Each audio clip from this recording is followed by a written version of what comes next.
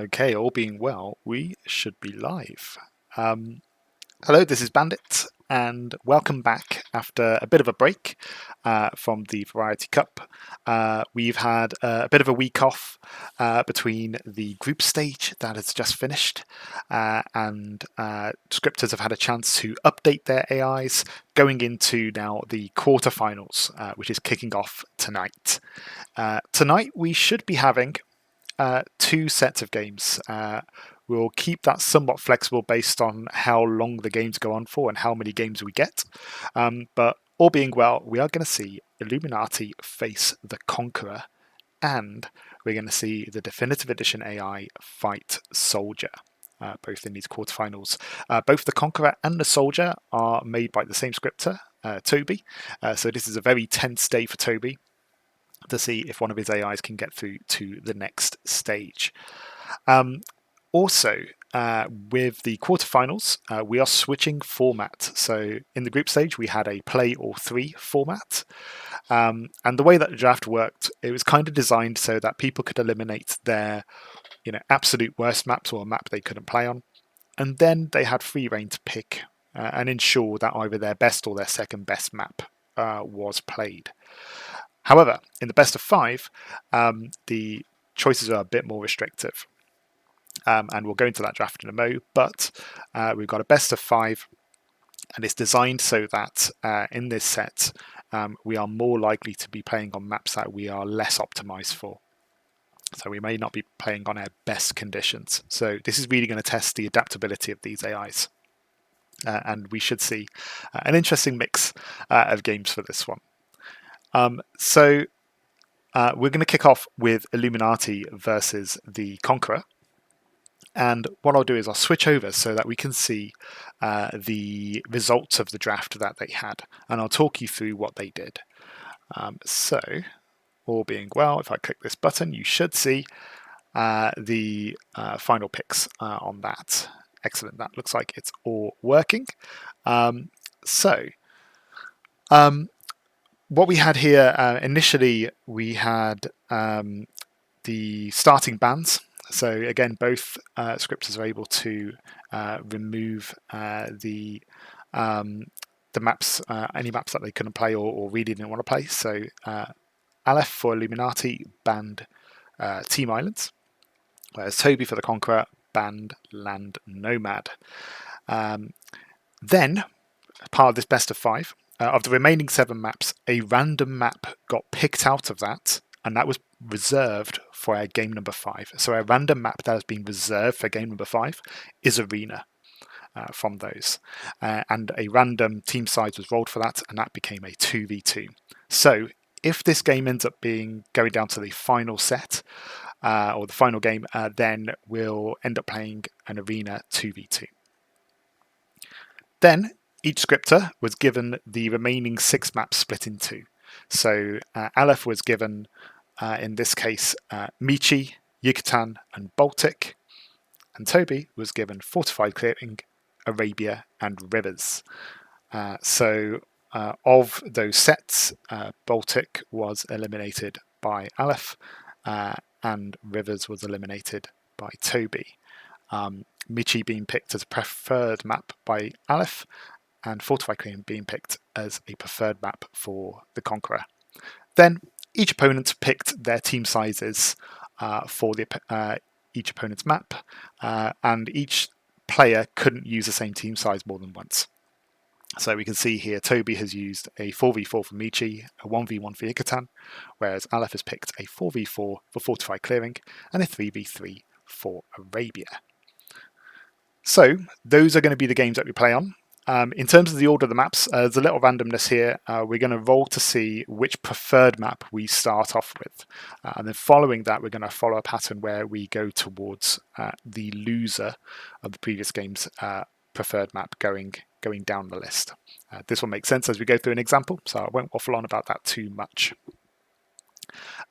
So basically, if we roll Illuminati, then we're going to end up with Michi as our first map. And if we roll the Conqueror, then we will start off on Fortified Clearing, both of which will be a 4v4. So let's pan over to little roller. We should have a roller here already. Excellent. Okay, so looking at this, we just need to spin to see which AI we get.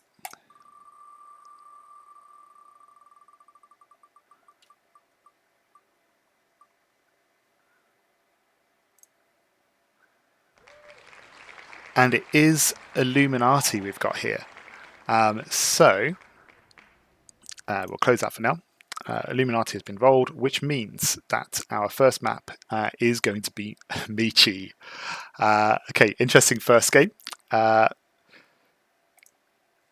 Now, anyone who was watching the last stream may remember that the last time we played on Michi, it was two of Toby's AIs fighting against each other, and neither could cut through the middle. So I'm optimistic that one of these AIs will be able to cut through, and it won't be such a long game, but we will see.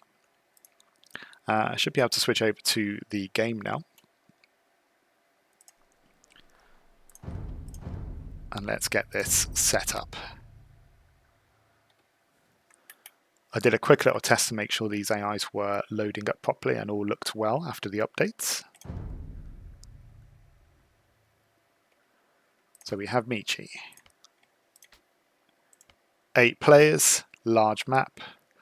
A request from Aleph is that he likes Illuminati to be the red colours or the warm colours. So we'll honour that, won't affect the gameplay. And then we'll pick the Conqueror for the rest. We do have Civ picks for both scripters.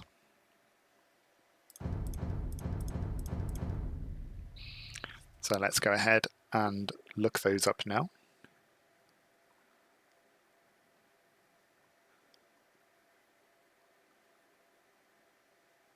So for the Conqueror, we have Byzantines, the Chinese, the Turks, and the Japanese.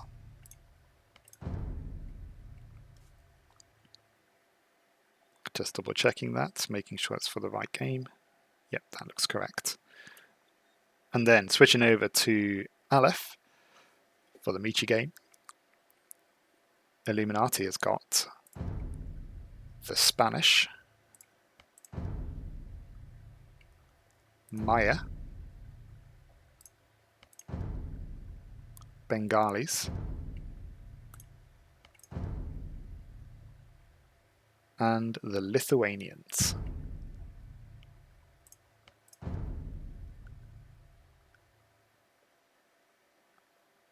And just doing the last check of those. That looks correct to me. Yeah, all good. I've been playing around with Nomad at the moment, getting ready for Arandi's tournament. So just going to make sure these settings are still correct from last time. Conquest, fast speed, all of this looks okay to me. So I think we can start. 4v4 Michi, let's see if the computer can handle it.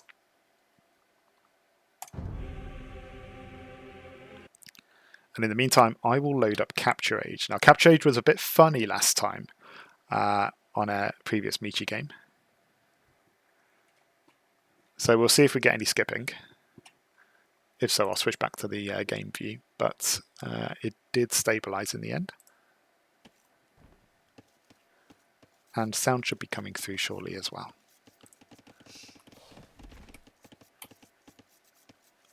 Okay, it looks like we are good to go.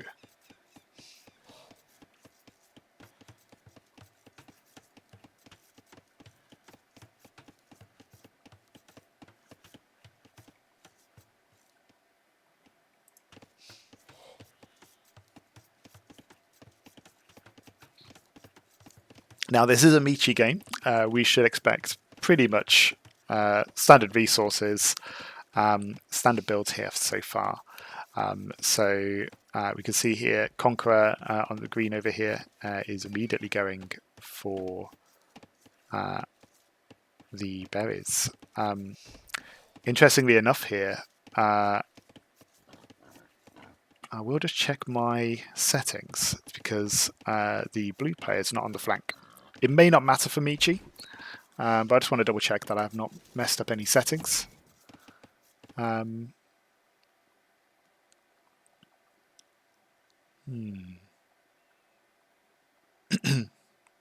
Fixed positions, yes.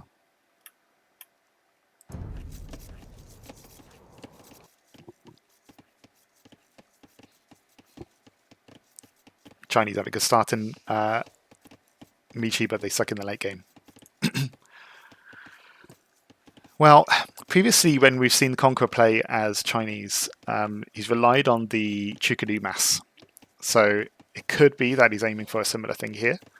And I was just checking there. It seems that with Michi, it doesn't care which colours you pick.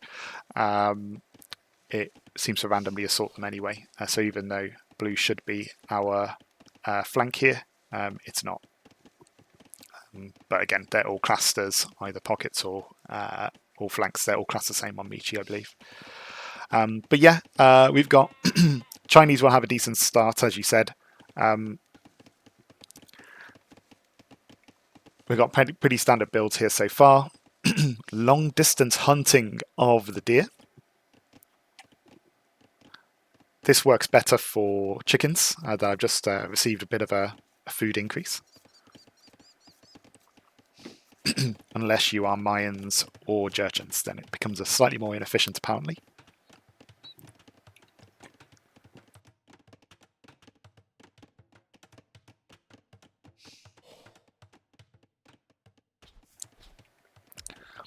We have more hunting, long distance hunting here.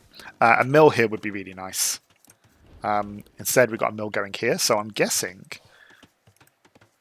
this was discovered just a little too late, so maybe the foundation was placed here. So we're going to have a load of long distance gathering here. Again, we're protected. There's, the forest. You've got a bit of time, so it's not the end of the world. But if there was any question about if the Conqueror is going to rush down that forest, I think those thoughts have been quashed. Getting farming eco up early, going straight for a mining camp. Oh, we do have a mill though. Okay, so again, it's taking its time to build up. Meanwhile, Illuminati, 3 of them are already up. Good mill placement. We've got 2 lumber camps already. So this might be done on village accounts. And we can see here the deer have been pushed in. Really nice. So nice, smooth eco here from Illuminati. Same here for red. You can see good mill placement. Do we have 2 lumber camps here as well? We do. So those are going to be nicely spread out. We've got a mining camp being built here. We've got some straggler sheep have just been found. 2 lumber camps, but in different locations for orange. And again, getting the farming eco all set up, ready to go. So should be a smooth transition here for orange.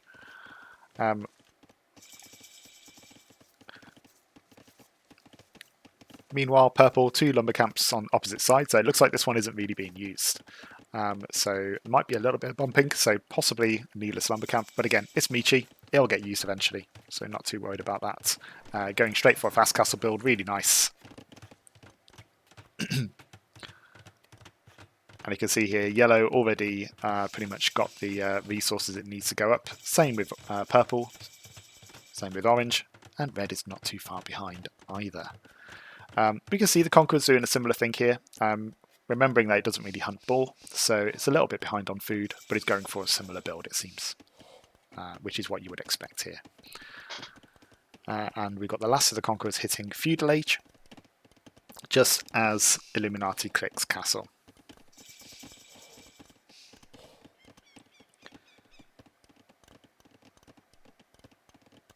Now, I wonder, we've got the Lithuanians here, for Orange Illuminati here. So all of their monasteries are going to get a bit of a boost across the team. I believe all of these civs have decent monks. I'm not quite sure about Mayans. I associate them more for archers, at least with using them for Bright Spark, but I think the other three pretty solid. Potential missionaries as well for the Spanish. But I was wondering, with Orange, when the relics start getting collected, because we've got, what, 1, 2, 3, 4 relics, are Illuminati's allies going to bring any relics to the Lithuanian player, or will they just take their own and get their own gold? Because you could end up with Lithuanians getting their +4 attack boost just from the relics alone on Michi here, which would be a nice build-up. Okay, so Conqueror not too far behind actually with the Castle Age. Illuminati is up. I say not too far behind. I mean, just over a minute isn't bad at all, really, considering it's an age of Conqueror's AI. Again, on Michi it's a little bit less punishing, but if this was, say, something like Arena, that minute could make a big difference. We've got TCs being dropped here, so we're going for a nice boom for Illuminati over here. I'm assuming we're going to go for a similar thing here for the Conqueror. These weren't ever hunted, so that's potentially a bit of a loss there. Castle, Chukunu, massing them up. Conqueror maxes out at 100 vils, so potentially could have a bigger military if both get pop capped. We'll see. I got some nice cozy TCs here. I'm assuming red has found the stone and yellow has found the gold. Alpha, if you're there, are you using the strategic number where you place your TC like a mining camp? Or is that using upbuild line for that TC? I'm assuming you're using it as a gold mining camp.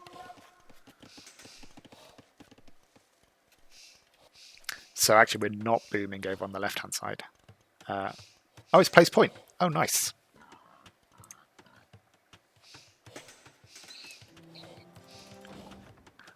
We've got another castle being built here for Grey, so this will be Samurai being produced. Meanwhile, we've got a monastery for Cyan. All I can hear is a villager production sound. Whereas blue, what's blue going for? Ah, spears. The old spears and scum. Byzantines, I guess, so that makes sense. But not a typical Michi combo. Meanwhile, we've got a couple of monks on the field already for orange. Same for yellow. And is red just booming at the moment? Is that what you're up to? Ah, Town Watch.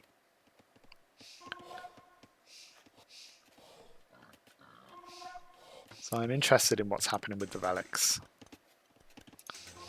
We've got one relic for orange so far, so that's already going to be a bit of a boost.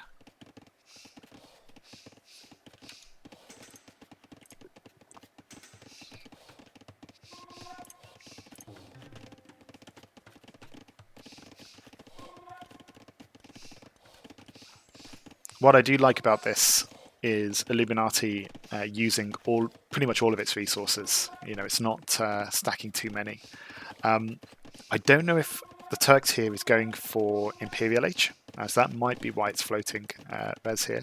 I don't like what the Japanese are doing. It seems to be massing a load of gold, not using it. Stone potentially for a second castle. But it looks like maybe it's lacking food, and you can actually see here we've got a couple of dotted farms around. A couple of dotted farms with 16 on food. Ah, they're still gathering. They're long distance gathering still. So they've actually got a food shortage. So that's why their gold is so high. So no market rules as a backup. But Japanese are in a bit of trouble. But Cyan did get to Imperial Age, and we are going hand cannoneer straight away. Bombard cannon as well. Now, funny thing is, if it's like any of the other AIs, the Conqueror won't cut through the forest because there's no commands in Age of Conquerors that will allow it to do that. So unless he's added in some DUC just for this tournament, I don't see the Conqueror cutting through. So he's just going to build these up and wait. Wait at the walls of the forest. So actually, it might be Illuminati that has to make the first move. We got 4 TCs for a couple of these AIs now. Yellow and orange joining on that. How are we doing for relics here? Still 1. So it looks like they took 1 each. And actually, if we go over here, we might be able to see a bit of that. Yeah, that's what's happened. Understandable, they all get a bit of that gold trickle. Fully booming here. Fully booming from Illuminati. 4 TCs, really nice. Not bothering the military yet. There's a big wall in the way.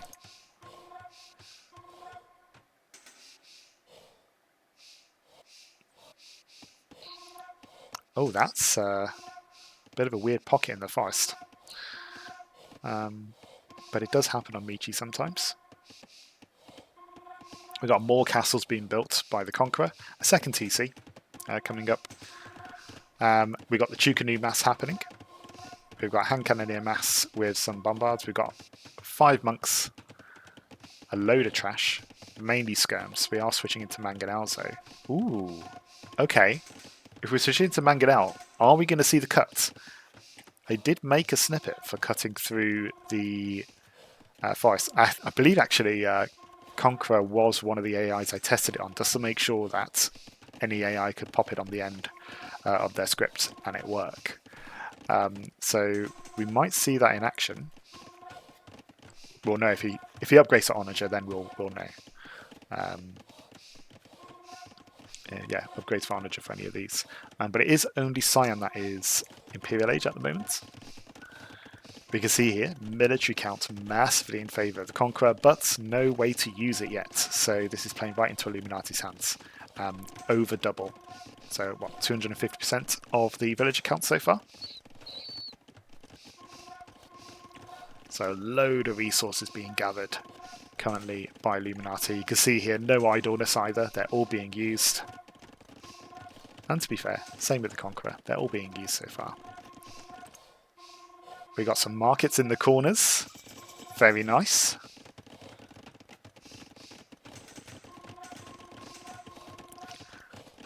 And I think this was happening. This was being discussed in the Discord because of how normal farm placement works. You'll notice with a load of these AIs, the farms are actually kind of placed from the original TC, or at least the range in which they can be placed comes from there.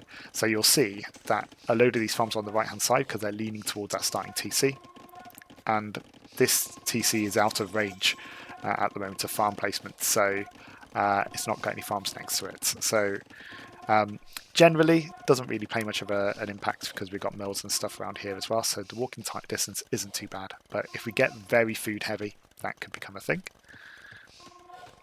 Here we go, Onager. So it's Illuminati that's going to be making a cut, and you can see his military is spiking. 5 monastery monks, we got trade on the go.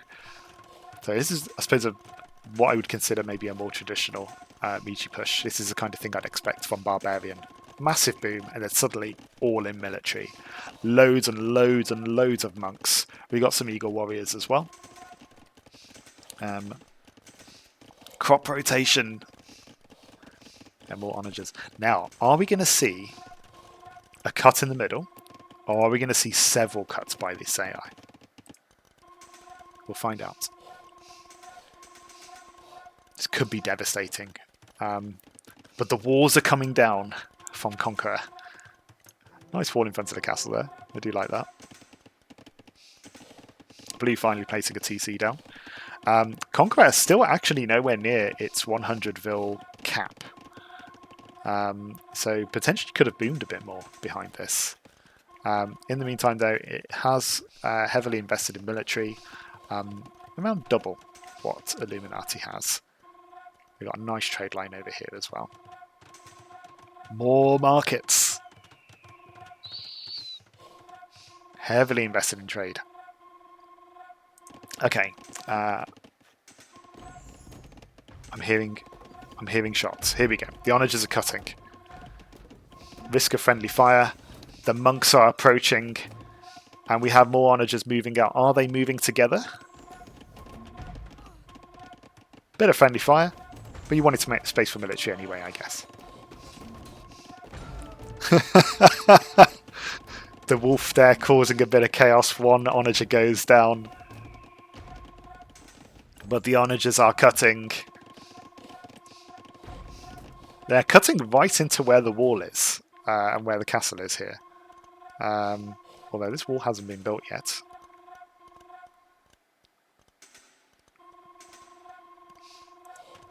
But it does look like the onagers are cutting as a team. They seem to be approaching from this angle. I don't think they're cutting anywhere else. I like that the army's being kept behind a little bit. Missionaries! Excellent. Very pleased to see this. I like the mix of missionaries and monks. Wow, really going into trade. Coming up to 30 trade cards for 3 of the players. Heavy eagle push as well. Siege elephant for Bengalis. Got some trebs on the go as well. And actually, at this angle, it looks like we might just end up on this side of the wall. So the wall may not do much at all, actually.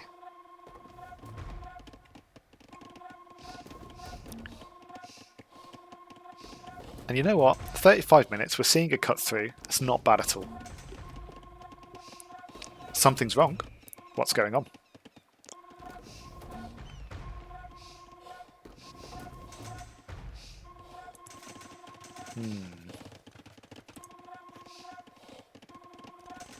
Let's see what the others are doing. He's idle. Let's see, buy siege workshop. So they should be cutting through quicker.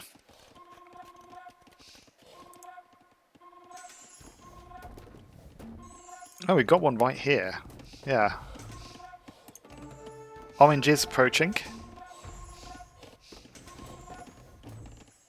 They can all see it.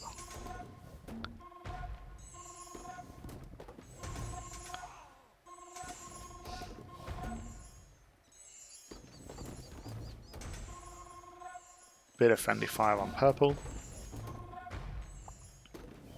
Okay, it looks like some of these are kicking in now. Yellow's holding back. Is it the military count? Is it like reading opponent's army size or something? Some more of these monks are going to fall.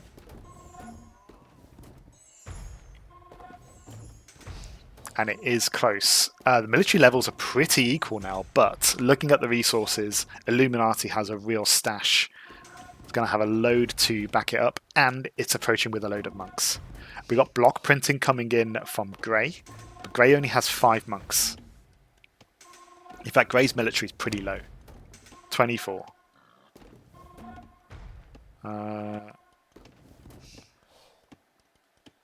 Catapuruto. Yeah, so we can see here we've got a bit of a switch going in from Grey, but military numbers aren't there.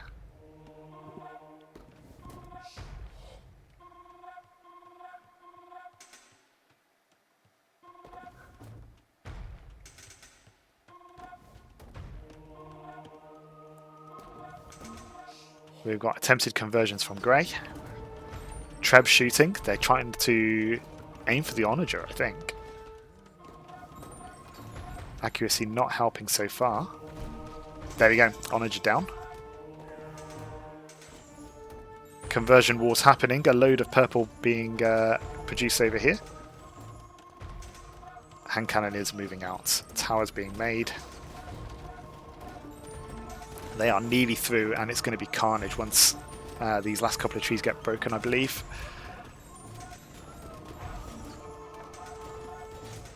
And it's Mangonel versus Onager. I don't think Mangonel's going to do it. Hand cannoneers have switched sides. They're now attacking each other. And the hand cannoneers are being prioritised over the monks.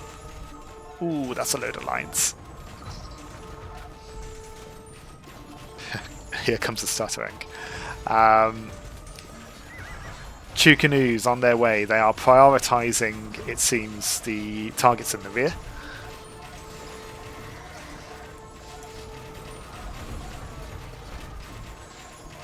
Yeah, these monks are barely being touched. Skirms on their way to attack. And we can see here the military count dropping quite dramatically.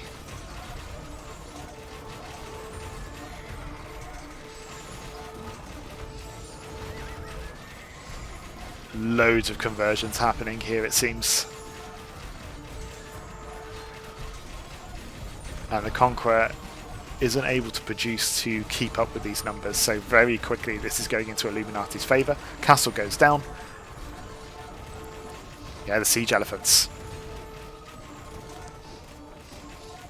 Just slicing through that base.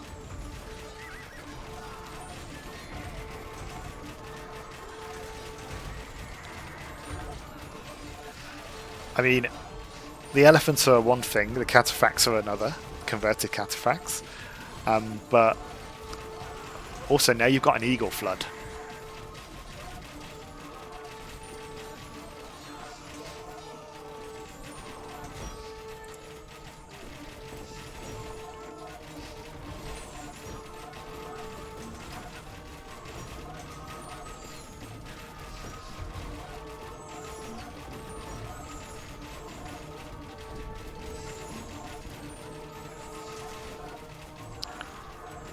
$40 military left for the Conqueror, and just like that,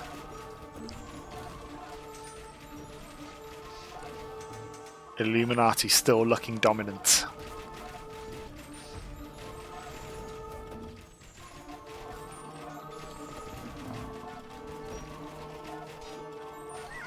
How's the trade looking? No, so many markets. We had a few blockages in the Promi game, Naga versus DE, sorry. But no, this is all looks clear. And look at this, I mean, warm colours, just flooding this base. So many monks, 61 for purple, 57 for orange. 50 monks / missionaries for the Spanish.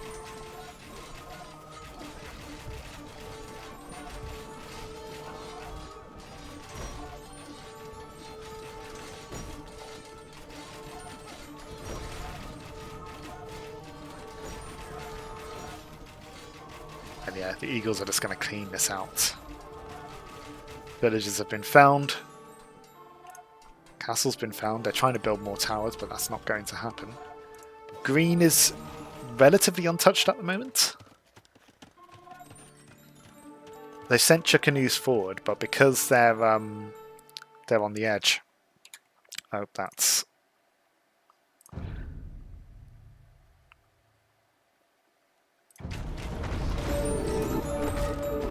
We've already got a design from blue and grey.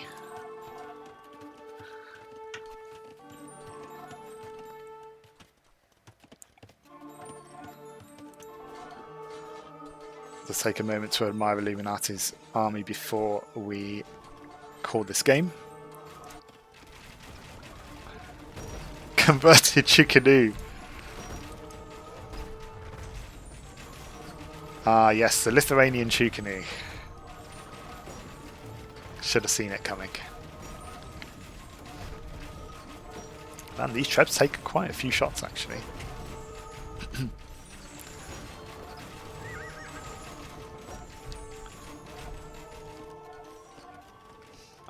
I love the walling out the back. And yeah, we can see here this is over. So happy to call it here.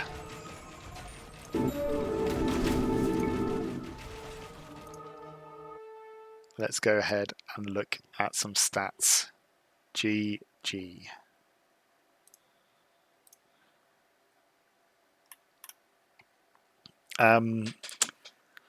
Illuminati boomed. Conqueror prioritized military. Illuminati built enough of an eco to produce a military very quickly.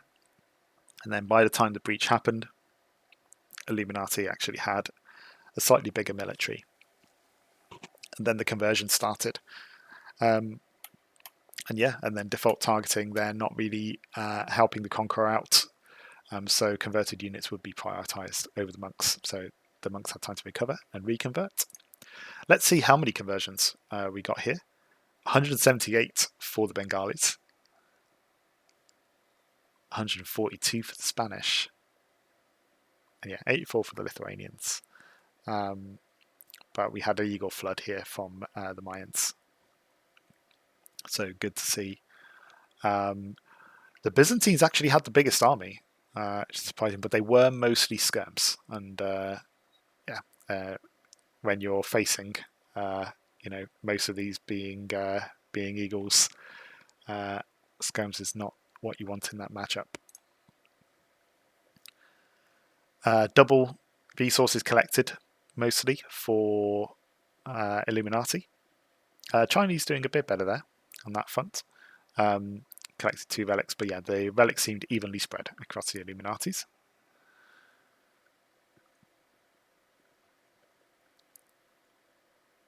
And yeah, Illuminati does a bit more polished in hitting that Castle Age time, using the boar, pushing the deer.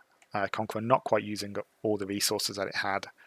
Even though it doesn't hunt boar, it didn't hunt all of the deer it had available to it, so that would have slowed it down a tad.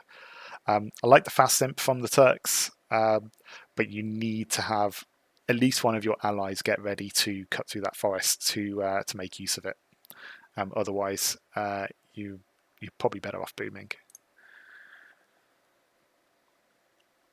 And yeah, a ton of villagers, a load of trade as well. 41 trade carts. Yeah, and you can see here from the population map, very much in Illuminati's favour. Okay, so we have a victory for Illuminati, which means we switch over to the Conqueror's first map, which is Fortified Clearing, and that is also a 4v4. So we'll go ahead and we'll set that up next. So let's go ahead and quit out the game, and let's give you game view.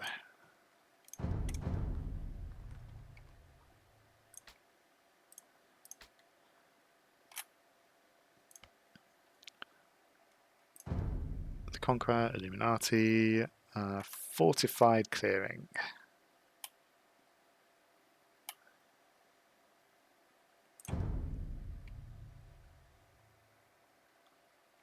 Okay, same number of players. Team together was ticked. Yeah, just wanted to double check that. And then we've got our civ picks for each of these. So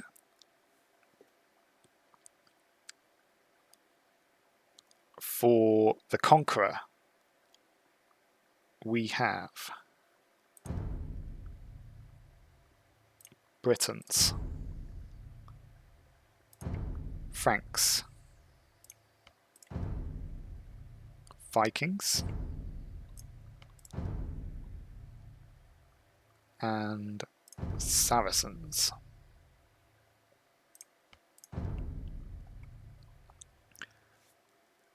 Meanwhile, for Illuminati,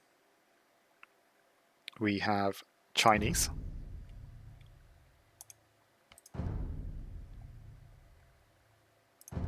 Hindustanis,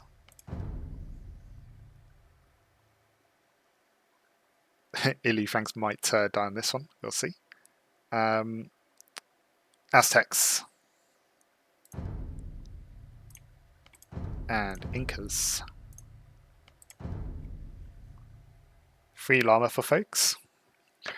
That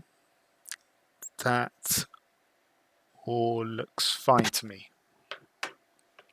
Okay, I think we crack on. Let's go.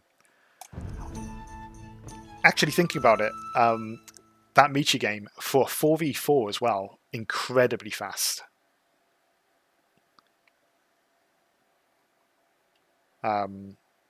Yeah, really fast 4v4 on Michi. Probably the fastest Michi game we've had so far.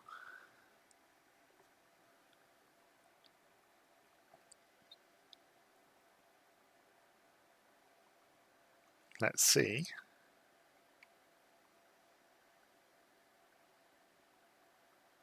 Fortified clearing. Okay. Illuminati, having Chinese on their side, will have a couple of extra villages to start. So that's why you've got a slight difference there in the number. Can I mean, this is not going to work, isn't it? But we'll give it a go.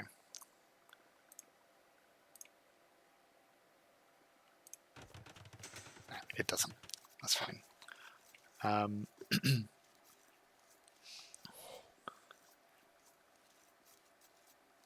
Loom.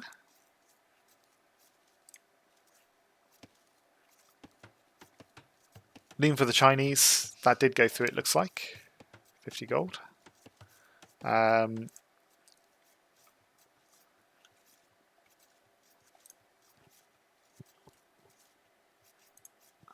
And all the Conquerors got Loom on 4 builds. Yes. So I would imagine the Conqueror doesn't build more than one house in one go, right? So and can't send more than one villager to build a house. So decides that Loom is the way to go to kick things off. That's my guess, because I'll only have one villager on it. I'm going to start off with Illuminati for this set. So we've got elephant coming in. Oof. The villager lives. Deer being pushed. We've got another elephant that's been scouted, of course. So this is deer. You can get chickens on this map. Or rabbits, I guess. That is probably in favour of Illuminati rather than Conqueror. I know the Conqueror will eat chickens, but will have to eat deer further out. So yeah, you can see that nice being pushed in nicely here.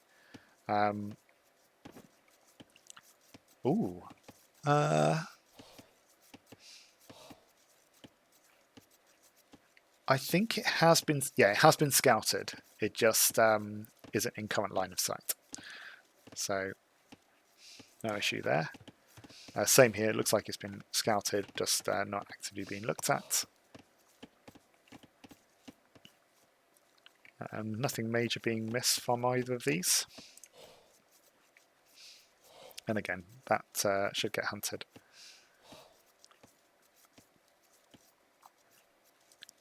Yeah, actually, I'm not used to Bull being around at this time. I'm used to Bright Spark killing them quite early.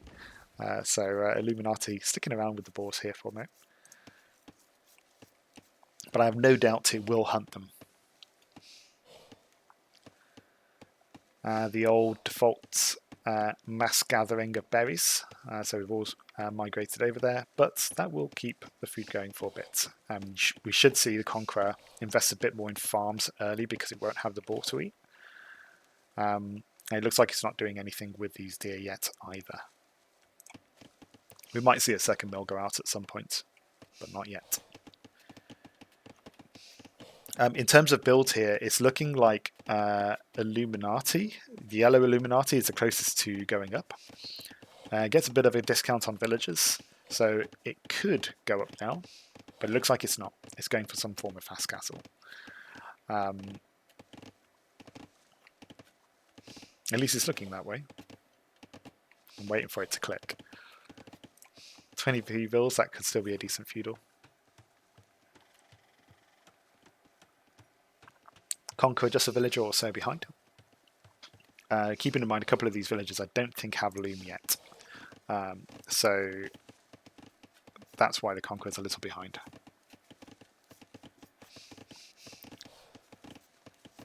And who is going to be the first up? Okay, so potentially all going fast castle on fortified clearing.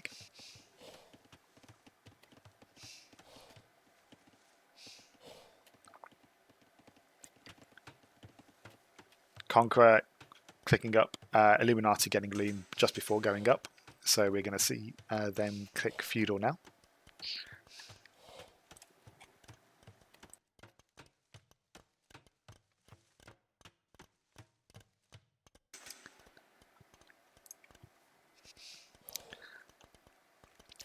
And we got 4 Illuminatis going to feudal age. There's only 1 Conqueror so far. We might see a couple of these click up after this villager. Yep, there they are.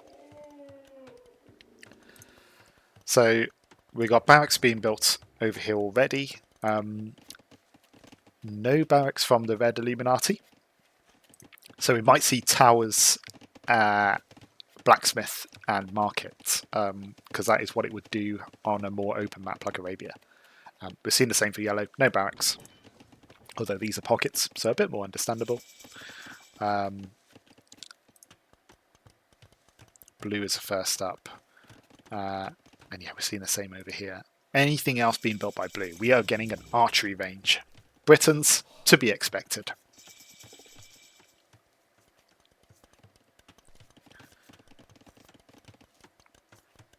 Investing into farms at this stage.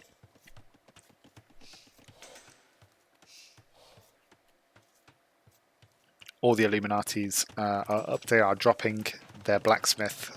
Oh, no towers. Interesting. Going for pure fast castle. Pretty much has the resources, so we'll click in a mo. Purple's already clicked. We're going to see yellow click soon once these buildings are up. Yeah, all pure fast castle. And there we go, 3 of them are clicked. Yellow has the res, just waiting for that blacksmith. So it's clicked up before the first couple of units have come out for the Conqueror. That's really good.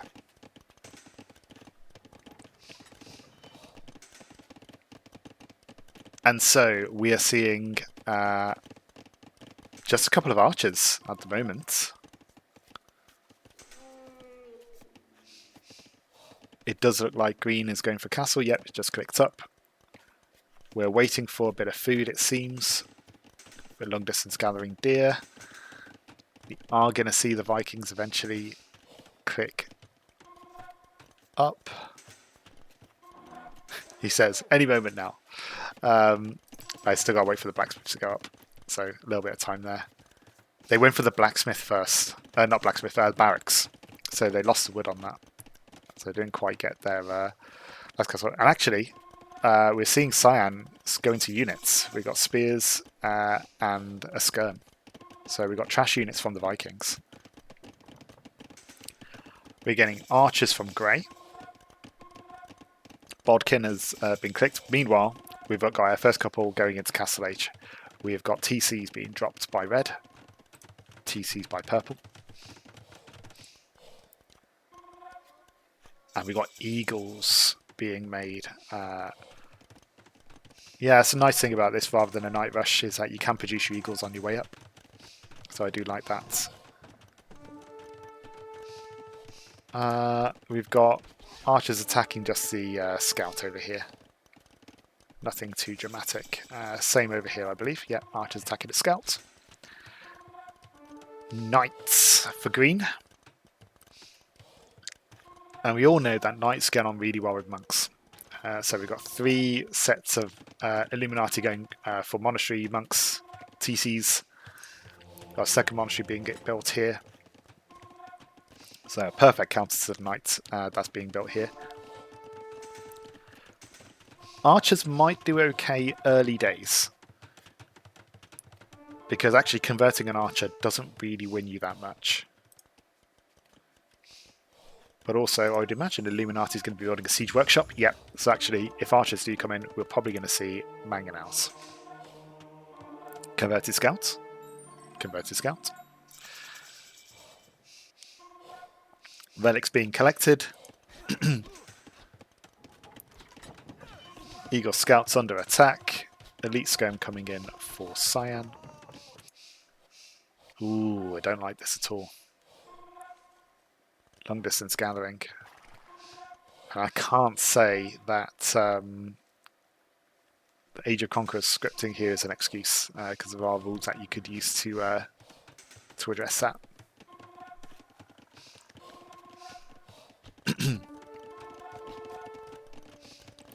We have triple range archers coming from Grey. He has clicked up to Castle Age, so he's going to try and go for crossbows, and we have an army moving out. We have 2 armies moving out. Wow, Cyan, you're going around this way? Oh, straight into the rocket cart!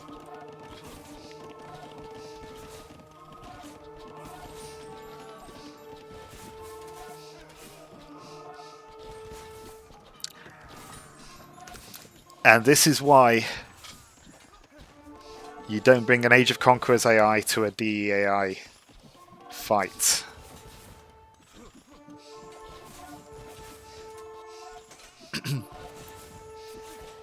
You need to be able to avoid the TC. You need to be able to do something about splitting around those shots, because one of them does go down, but we've got scouts here as well. And actually, we've got 1 Illuminati here, 1 Illuminati flank taking on 2 armies of the Conqueror. Oh, all of them are attacking red. This was Toby's plan, right? Age of Conqueror's AI can either attack the leading player or attack a random player. And he's got it set on attack the leading player. So because red has a score lead, they're all attacking red. I think that's what's happening here. Can red 4v1? We'll find out, because I think that's what's happening. Hello, Toby. If you've only just joined, we... well, I don't know if you want a spoiler or not of the first game. But we're on game number 2 at the moment. Of this set. So we had the Michi game first. We're now on Fortified Clearing. And it looks like the others are just booming behind all of this. So a load of pressure coming in for red. Villagers, a couple of villagers have gone down, but 3 TCs is replacing them. And these units are regathering. Second TC for blue. I do like the number of crossbows we've got here, but against rocket carts. Oh, and the villager repairing as well. This one will go down though.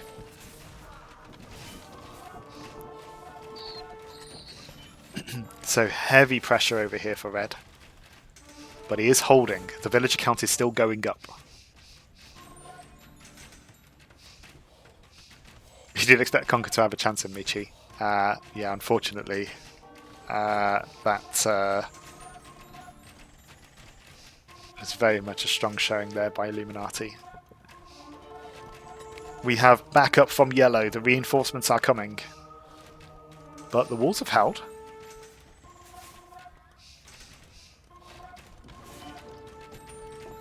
Red has pretty much kept up with the others here.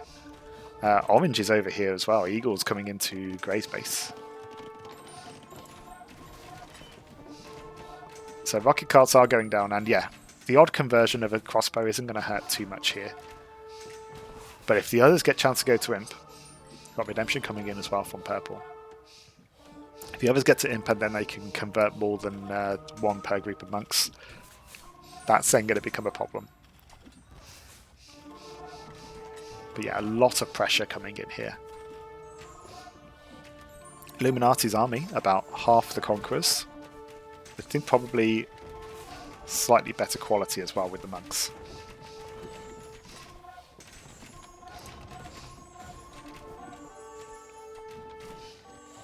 Monks healing each other. This must be really annoying to fight against.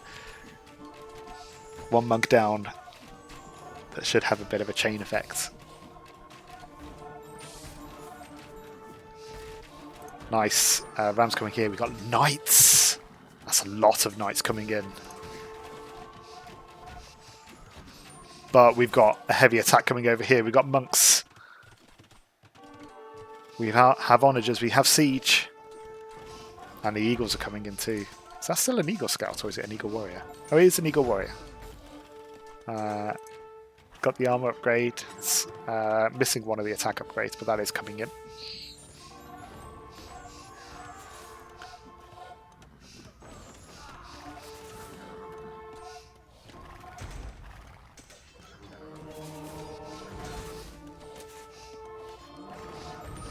The knights come in.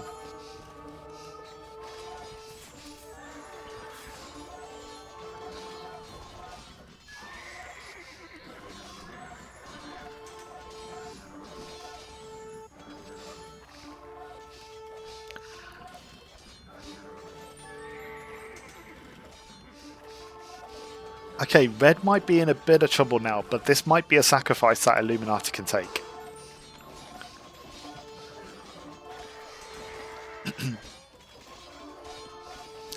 We've got our first Imperial Age click by purple. Purple very much over here doing a load of conversions. We can see grey is in big trouble. All the focus is over here. Elephant's trying to look for a way in. Gates held open. And it will go there for the tower. 27 knights. And do they have the upgrades they need? Come on. Again, 2 armor upgrades.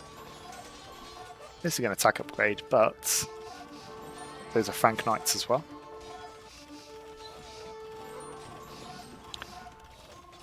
But even then, 4 fire lancers. These are being garrisoned inside. So Illuminati is saving up units and will release them in one go. And is building outwards as well. So yeah. Villagers have gone down, but I think most of those will be preserved, and we can see Grey is on his last legs over here. TC goes down. No more TCs for Grey. 32 vills are left scattering. But Blue has clicked up. Bit low on military Blue at the moment. We've got Berserks being made by Cyan. First Imperial Age is in for purple. Block printing already in. Theocracy already in. The monks are about to level up. We can already see knights being converted. We can see a converted archery range. I wonder if we'll see Charlotte warriors.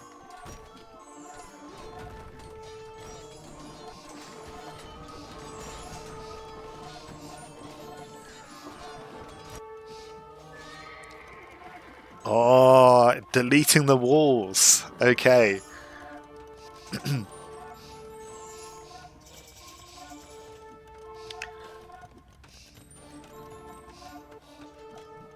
We have another 2 Imperial Ages, one for yellow, one for orange. Cyan has clicked up. Blue is finally made it to Imperial Age and is going for Arbalest, but we have no archers. We have no crossbows. So Blue is upgrading nothing. Man, the upgrades are just filling the screen. And we're seeing it again. Mass conversions. Aztec Knights.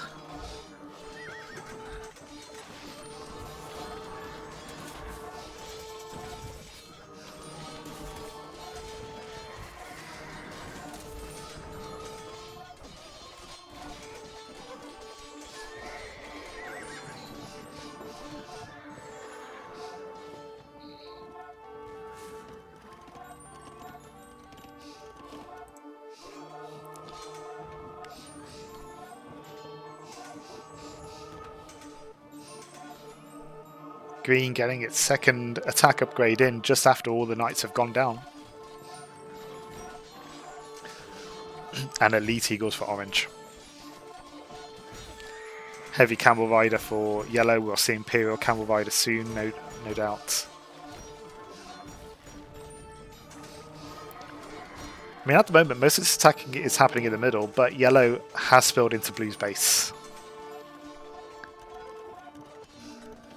Oh, blue, yeah, blue flanked on both sides here. Looks like an overchop here, so they're able to run through quite quickly.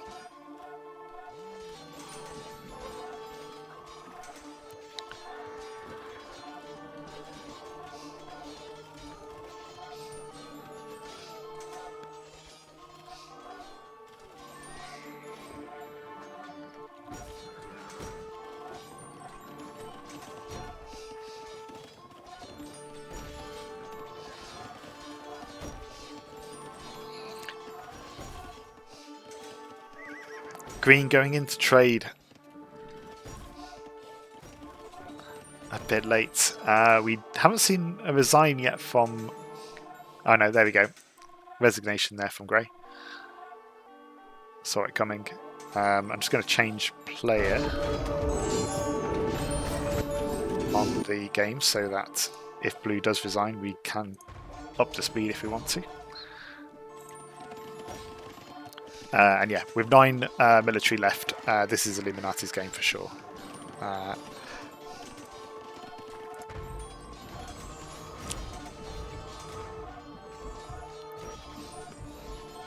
And at this, I think we're going to speed up.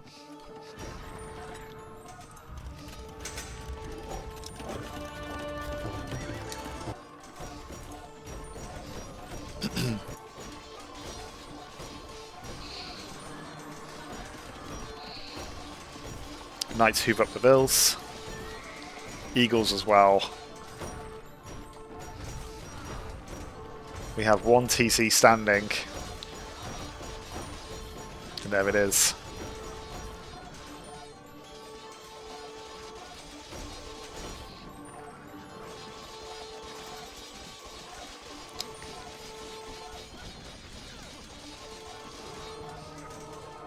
Red finally makes it to Imperial Age. Does survive after being attacked by 4 AIs. Did need a bit of help from yellow, but it held.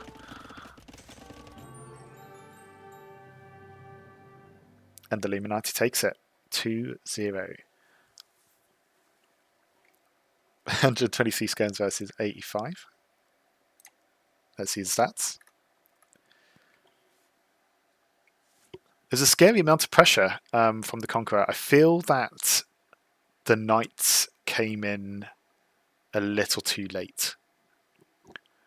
I think the Knights were what was needed. They needed something to dive under the TC that could tank the damage so they could take out Vils.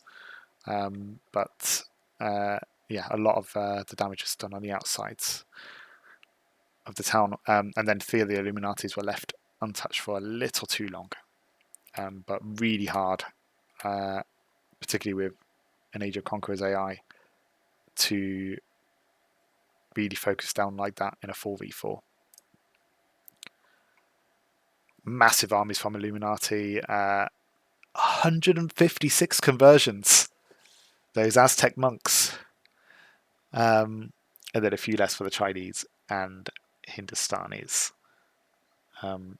Viking skirms, I imagine, being the target for most of those. Illuminati being the first up, managing to grab most of those relics early on. Resources gathered, brutal there for Grey, but was attacked quite early. And again, it was around double again between the two.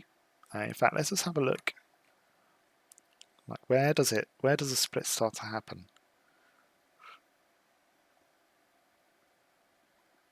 Makes sense that it's around Castle Age. Yeah, actually Conqueror's ahead for a bit.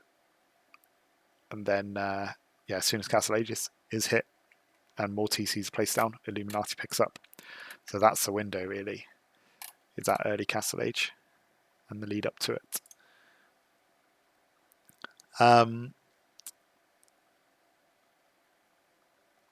I mean, solid Castle Age times here. really not bad for Age of Conqueror's AI in the middle here. But I don't think much was done with the early feudal times. A bit of military was created, but wasn't used, so didn't really disrupt Illuminati in any way. So Illuminati was able to just stick to the game plan.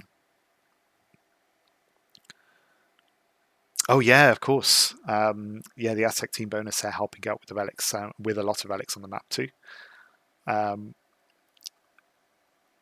yeah, nice boom. Gradually going into trade as well, not as much as in the last game, but it's pretty solid. I think the timing, the right priorities were done at the right time there. A couple from green, but yeah, I think green did a good job actually with the knight production. Yeah, I don't know if trash was the way to go for Vikings there. But that is another game to Illuminati. So, looking at our, let's go back to our picture here. Okay, so we've had the Michi 4v4. Illuminati won that, so pushed over to Conqueror's side.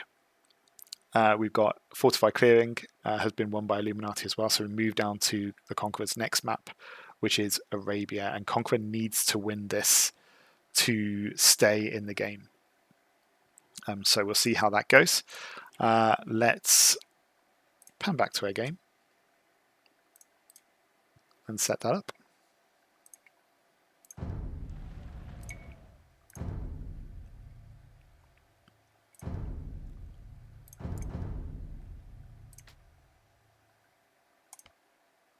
So this Arabia was, I believe, a 3v3. Yep. So we're going down to 6 players for this one. Change to Arabia. And there's civs for this setup. I'll start with Illuminati because I'm on the chat with Aleph. Illuminati's Arabia picks start with the Teutons, followed by the Slavs, followed by the Vietnamese. Teutons, Slavs, Vietnamese. Nice. Toby's picks for the Conqueror. We've got the Celts. We have Aztecs. And we have Goths.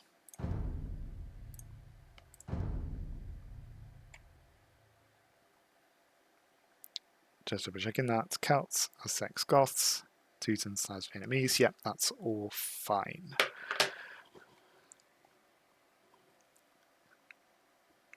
Okay, game 3. Let's go. A very infantry-heavy setup from the Conqueror here.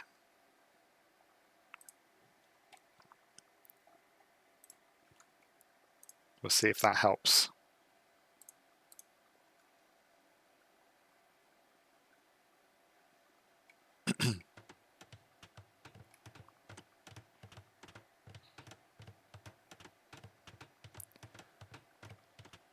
Okay, so Arabia, expect to see solid build from both. Do we have deer or chickens on this map? We have zebras. Let's go ahead and do that. Cool. So we're missing a couple of sheep, but we haven't done a full loop yet, so not too worried there. We've got an elephant that's been found. This one's on the cusp. I would imagine if we do a loop around here, this elephant will be found too, along with the zebras. So again, favouring Illuminati here in terms of he'll go ahead and do some deer pushing.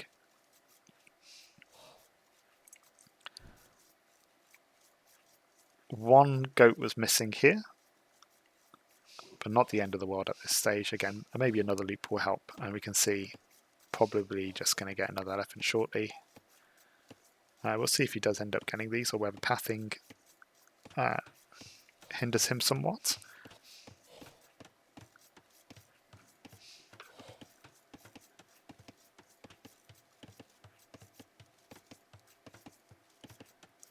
We got the Vietnamese bonus for... we are missing these. Interesting. We've got the Vietnamese bonus for purple, so the enemies will all be scouted already for Illuminati. Goths will get extra food from hunt, but they won't make use of the boar, so really needs to make sure those deers get used. The zebras get eaten here to make use of that. Otherwise, we've got faster acting barracks for all three, which again, all infantry civs. You can imagine that potentially adding a bit of pressure. Extra wood for the Celts. Might be able to get their military buildings up a little quicker and get their farm eco going. So we'll see what they make of that. Aztecs, we could potentially see eagles, or we might see men-at-arms. I wouldn't be surprised if it's men-at-arms. Or maybe he'll fast castle into eagle warriors. Would be nice if actually he did that and was able to target the enemy pocket. But we've seen before, Illuminati can't be left alone. They might gang up on red. I mean, it might depend on who's got the score lead at the time.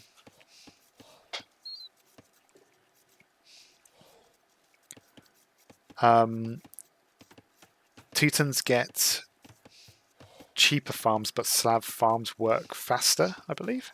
So we might find that actually yellow catches up somewhat in score. We'll see. But looking really good here for purple. Did you find that other... No, these goats still didn't get found. Might find them now.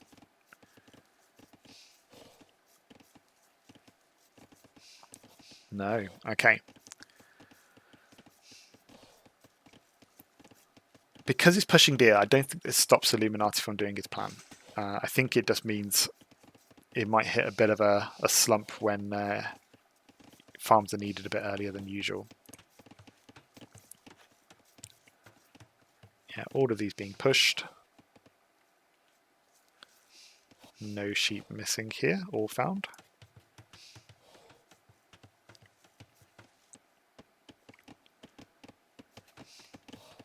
No sheep missing here either, all found. Good.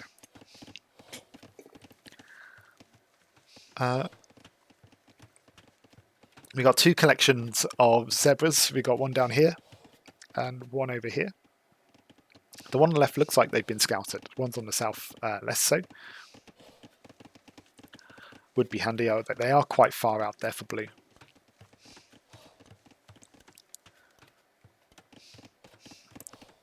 Has found all of his sheep though.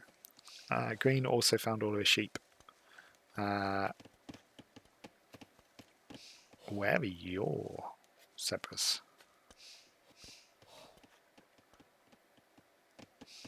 These are like middling zebras over here.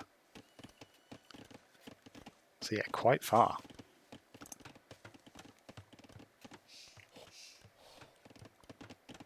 Zebras scouted here. And Goths not making use of them yet. And it's Illuminati that's going to hit Feudal Age first. It looks like these are all going Castle Age again. Either that or they don't have enough food. Are we going to see blue click up? We are. So they're potentially missing food. A bit slow up. Are we going to see... Are we going to see towers from any of these? We are going to see towers. Okay. So I don't think we'll see towers from the pocket. I think the pocket will just rush up once he goes. Whereas, again, yeah. Flank is going to go for towers here as well. And we might see Castle Age being clicked here before any of the Conquerors get to Feudal Age.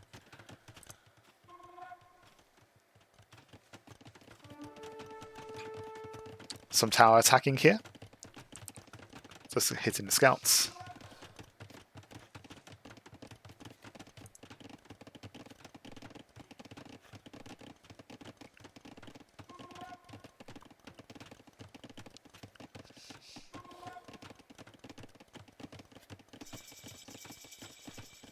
Okay, so feudal age is reached by the Conqueror. Just before Illuminati clicks up, they're waiting on these. The sheep did finally get found over here as well. Looks like they were found down here too.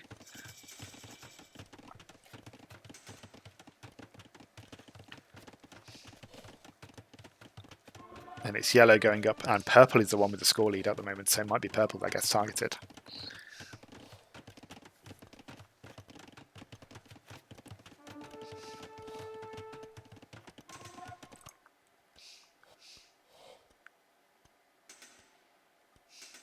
What is going on here? What are you up to, sir?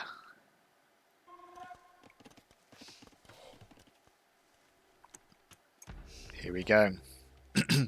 Purple is indeed the target. Another tower over here. Not covering any resources. I mean, this is just build forward, so it's not really much control the Conqueror will have over this. This would be nice. Taking him off that gold, but Castle Age is already clicked. Getting Illuminati off gold might be helpful.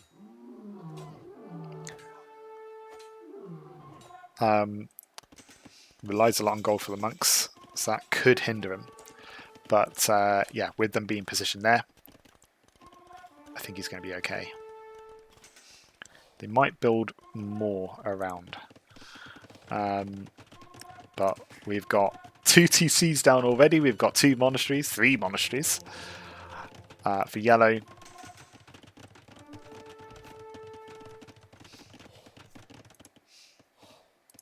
Yeah, we've got a second tower being built over here. This does just touch the gold. We don't have fletching yet for Scion, but if Scion got fletching, this would cover the drop-off point. And the others make it into Castle Age.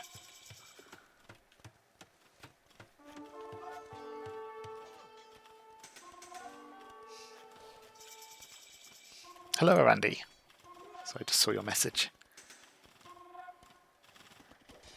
And the men-at-arms are in. Attacking the TC. Bold move.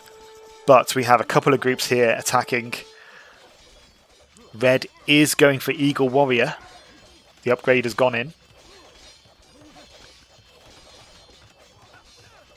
Conqueror currently has a villager lead. And definitely has a military lead, but Illuminati is leading on tech at the moment. Fletching is in. Oh, and they're going for the TC. You don't want to go for the TC, Conqueror. Castle's going up here as well for Illuminati. Nope, town centre.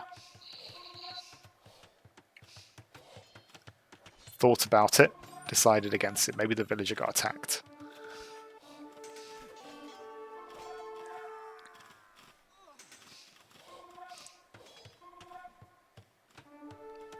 More towers being built here, so this will stop any or annoy any kind of monks trying to bring back relics, as we can see here.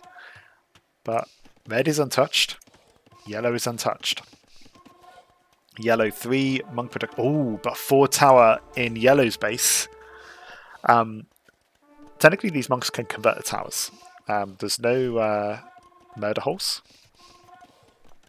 because none of the conquerors are Teutons. But 30 vills, so actually got a number of kills here, but it's taking 2 armies to do it. So if you're Illuminati, you take that trade.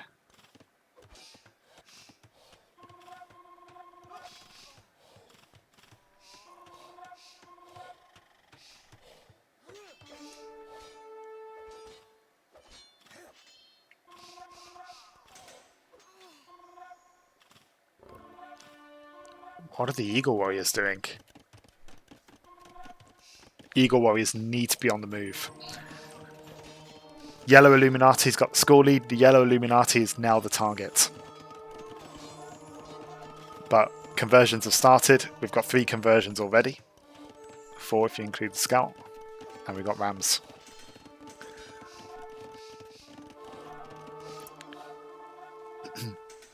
Blue kind of just idling purple here, so doing a good job of keeping him busy.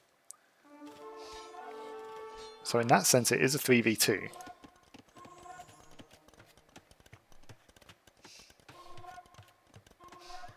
But it is taking all of Blue's army here, so actually no, it's not. It's a 3v3 still. This.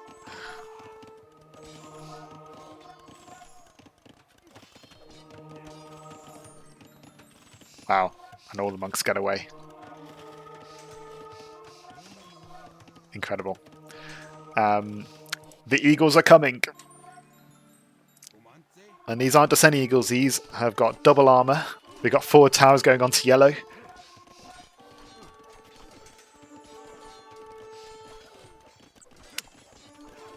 I don't know. I think there's enough eagles here to deal with this.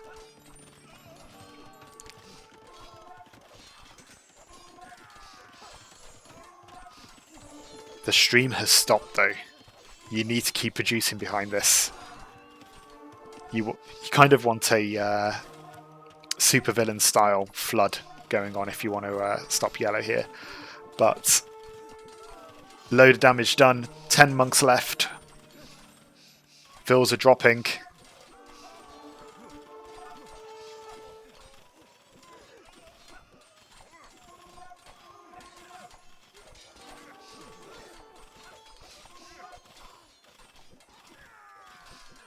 And the Vill count is level.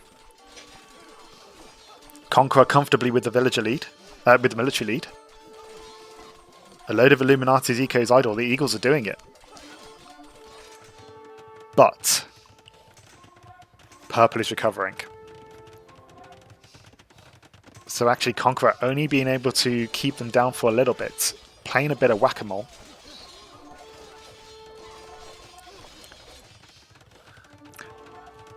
I think purple was just idled. It had enough for a castle, then decided to build another TC, which used up the stone it would have done to build a castle.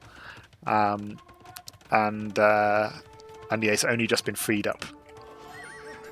Man, more men at arms coming in, and yellow's been pummeled.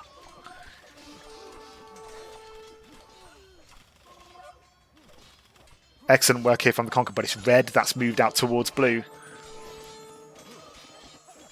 15 monks, converted men at arms. A converted eagle.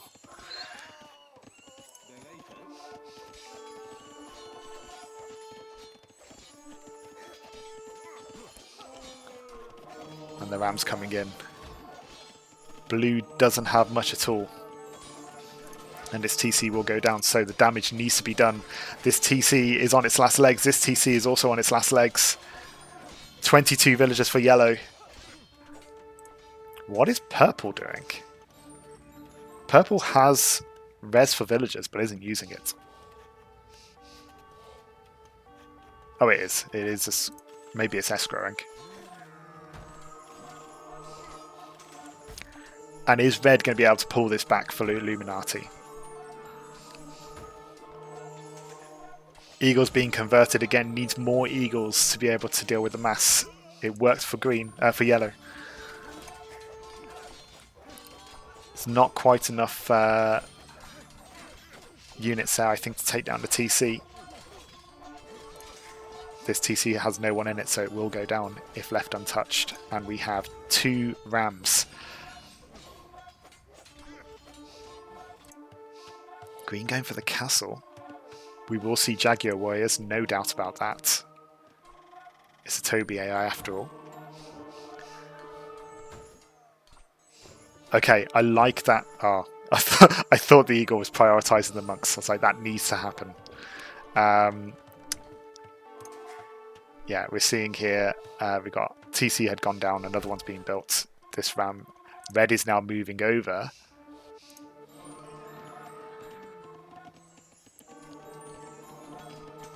And green needs to pick up the pace. The TC did go down for yellow here. This TC looks like it's in real danger of going down too. Villagers being picked off. 9 villagers left for yellow. Yellow is cooked. But red is looking really strong. They're beating the towers back, so that's what's going on here. Maybe a bit of TSA that's happening. So many converted eagles. 14 eagles for red.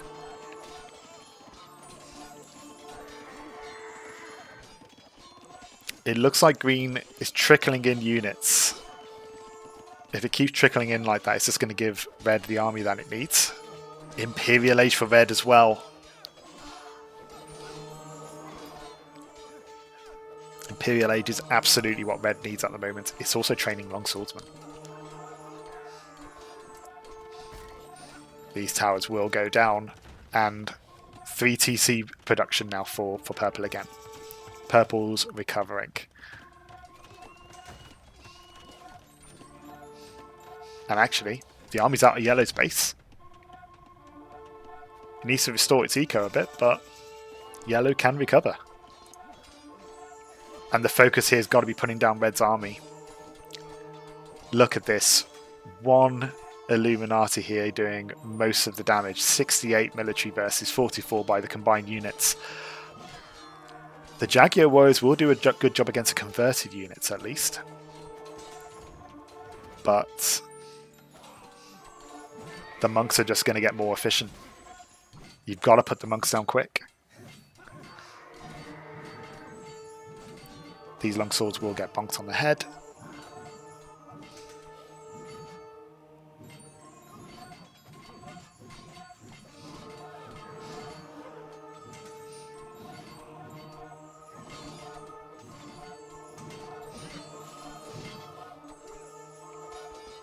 Numbers holding on both sides. But purple is producing. Rattan archers. Very nice.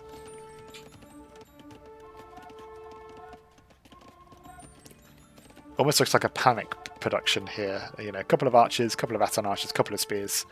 But there's a lot on the map at the moment. So we've got knights. Knights from the Conqueror here as well, switching into that. We've got 2-handed swordsmen now being produced from red. And a collection of Eagle Warriors, Jaguar Warriors that have been converted. Purple going into crossbow.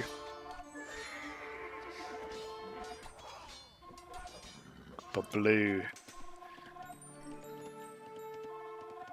blue's in better shape than yellow at the moment. But yellow will recover quicker, I think, if left as it is. 3 TC production should be back in not too long. And purple's done an amazing job recovering. Again, Illuminati taking the Vil lead. Double the military counts.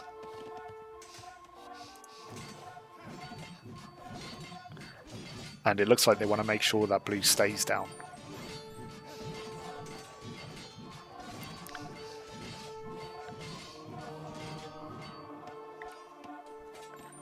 And the thing is, 2-handed swordsmen here going to do really well against the Eagle Warriors, so just got to hope that those Eagle Warriors are backed up with enough Jaguar Warriors.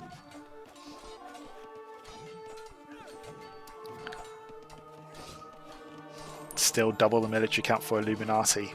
50 Vils more.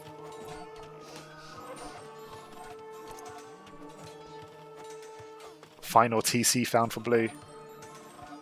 2-ton scout cav. I think we saw this in one of the previous Illuminati sets, making use of those units.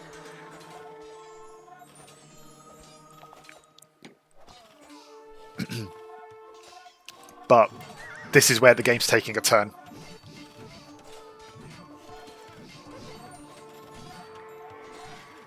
If green goes, it's over.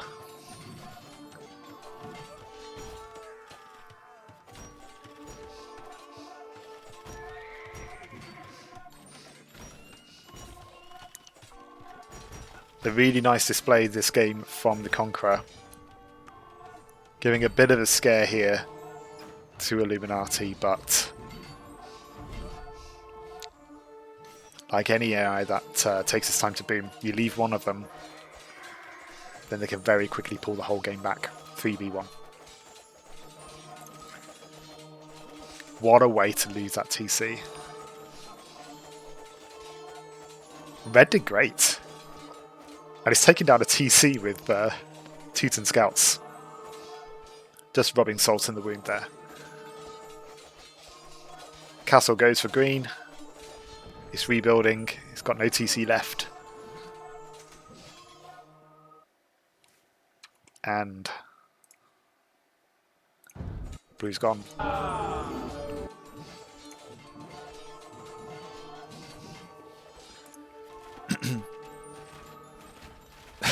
For a moment, they were just really slow monks. But must be the height that was going on there.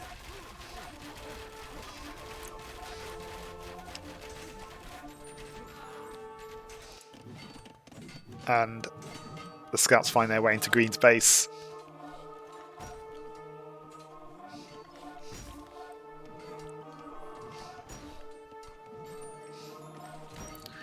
The two-handed swordsman into champion here from red was a really good move. I think that turned things around.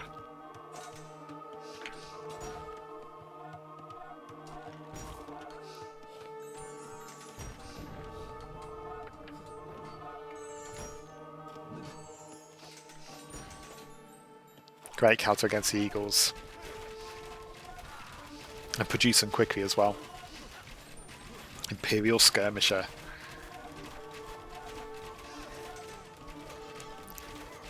Not that it's needed at this moment.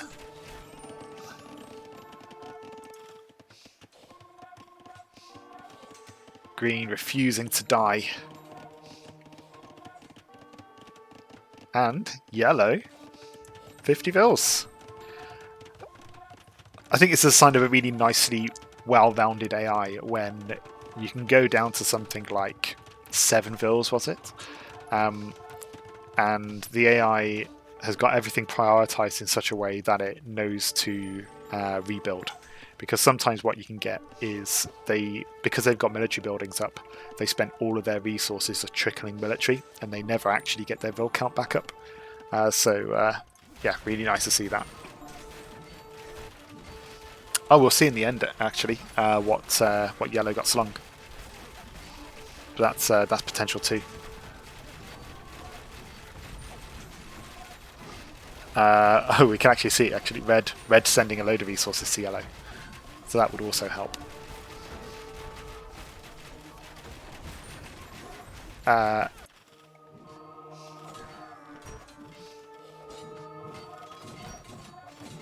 Green's still producing eagles.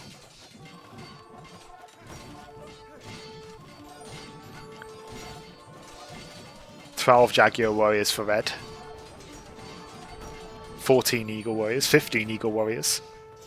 This is the Teutons. 20 scouts.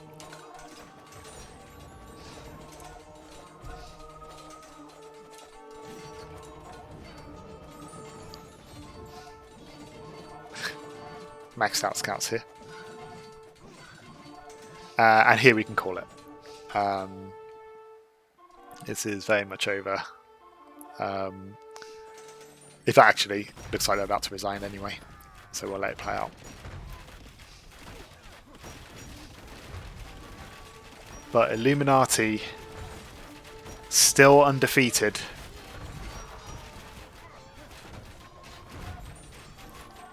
And will be going through to the semi-finals, winning 3-0 in this best of 5.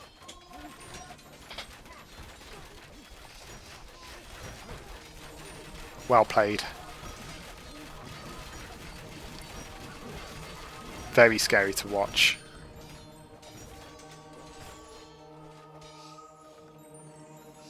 And let's call it there, because we might be waiting a while.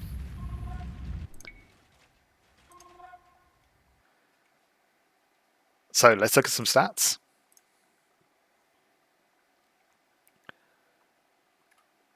Well, I mean, that's the story of the game, isn't it? Look at that.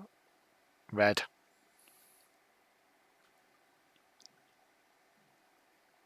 Absolutely carried that game. amazing job of the Conqueror to get both purple and yellow down to this.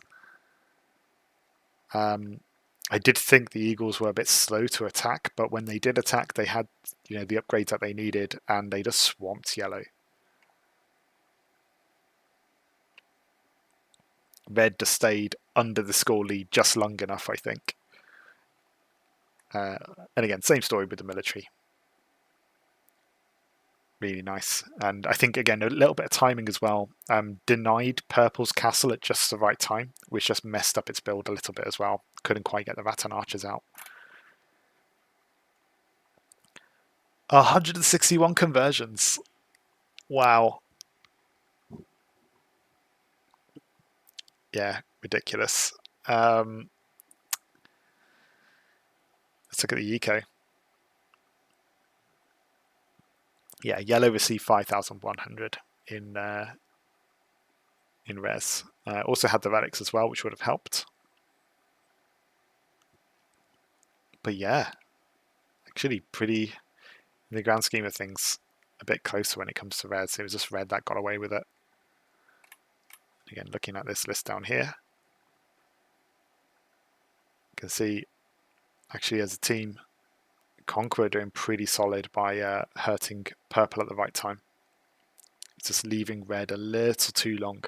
As soon as you've got Imp and you've got Theocracy through, those monks become unstoppable.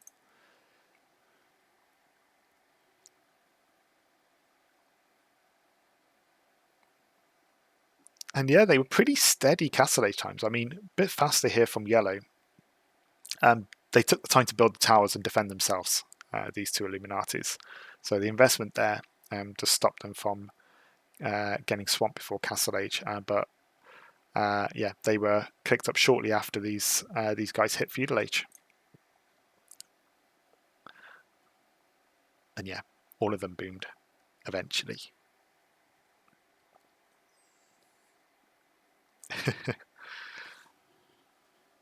Many 3v1s and 4v1s. So that does mean we can update our scores. So let's go ahead and do that. That does mean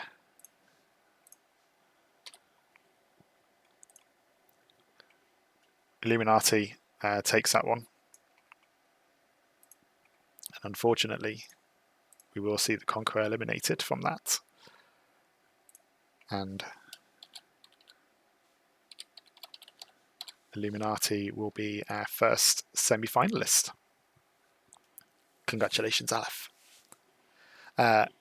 You get the joy of facing either the Definitive Edition AI or Soldier. Of Toby's AI, Soldier is the one that has the most recent rules in code.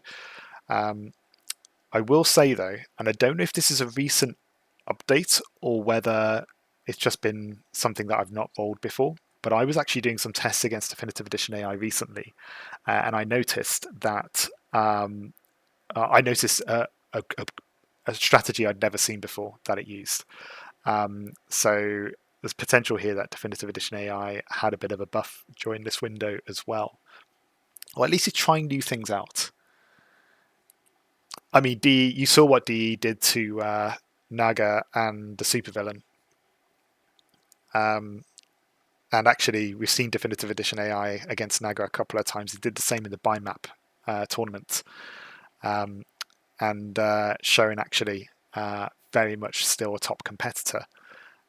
So yeah, it's going to be a lot for Soldier to take on.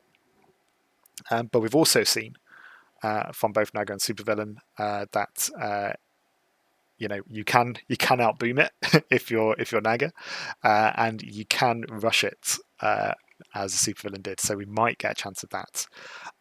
We've just done 3 games in a row. So what I'm going to do is just very quickly pause for a couple of minutes. Quickly get a drink, and then we'll crack on with Definitive Edition AI and Soldier. So I will be right back.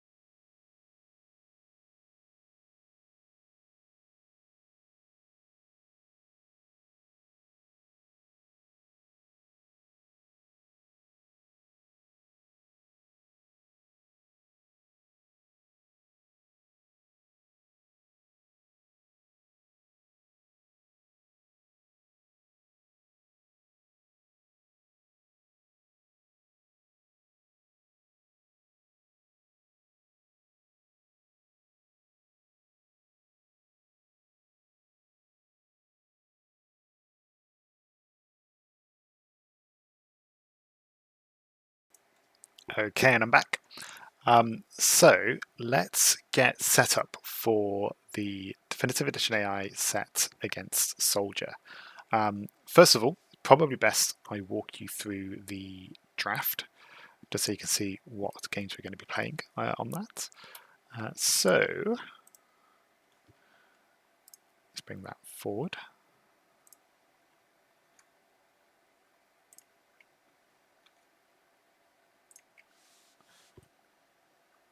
Okay, so to talk you through what we have here, we've got a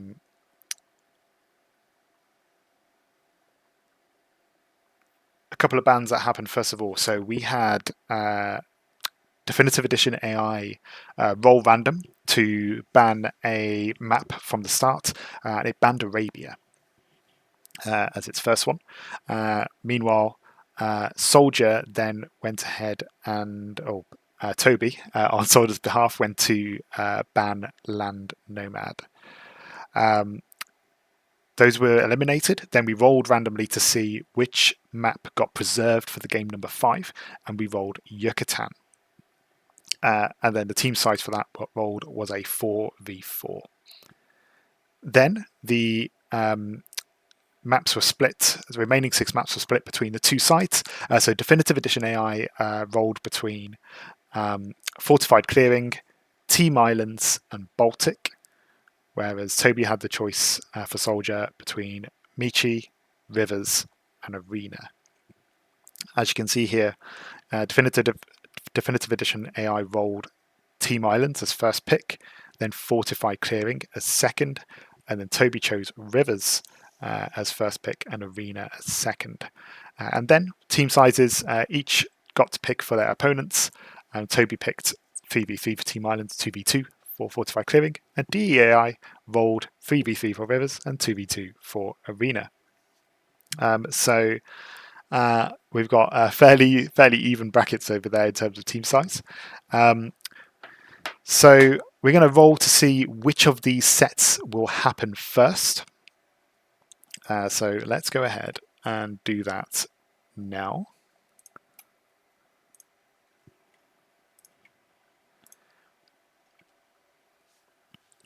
There's no way of easily getting this into 2 colours, so we're sticking with 4 just to make it easy for time. So DAI means that we get Team Islands, whereas rolling for the Soldier means that we get Rivers as our first map. Let's go.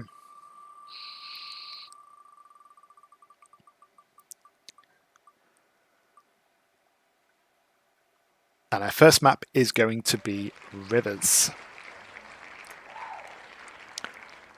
I've got Civ picks already from Toby for this, but I need to roll the Civs for Definitive Edition AI. It's a 3v3, so we're going to roll 3 Civs. Let's see what we get.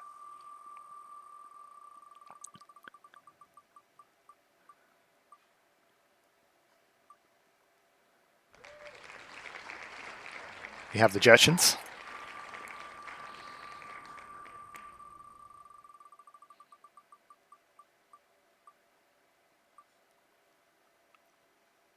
The Spanish.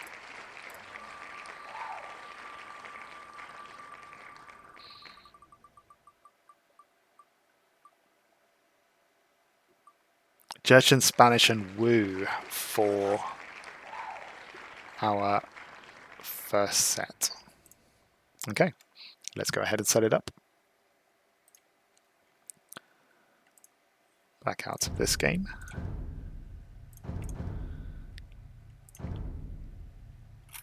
We're already on a 3v3, which is nice. Have any of you tried the new maps yet, by the way?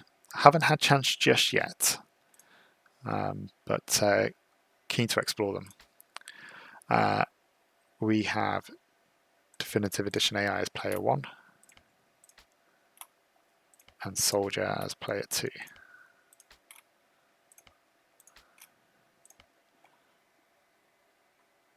Okay. Civ picks, we had Jerchins, Spanish.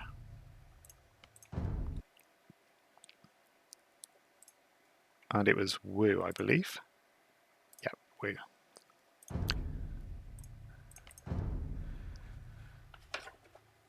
Those three will be playing against Toby's picks, which are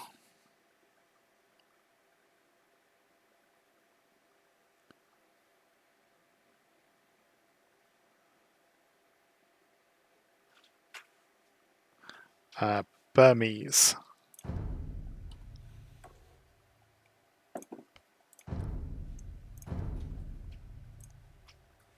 Celts,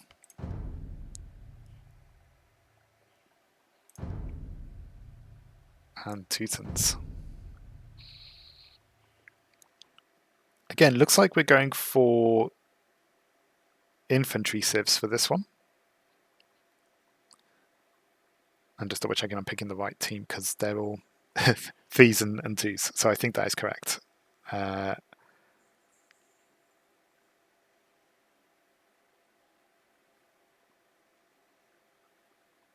Yes.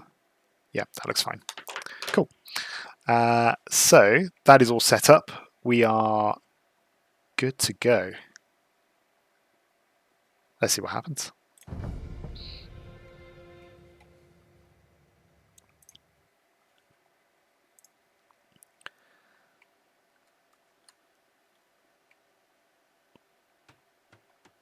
Let's just go ahead and update the names here.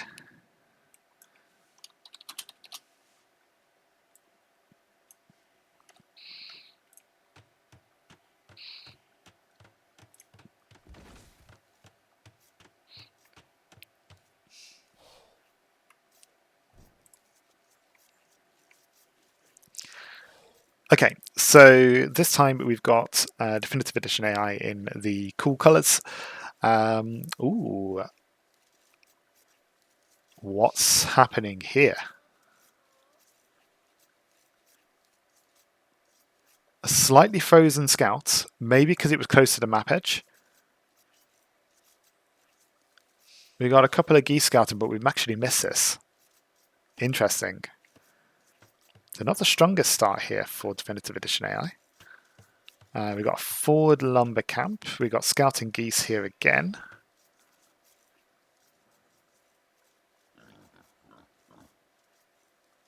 Okay, it looks like it is trying to correct it, actually. Interesting that it picks that up.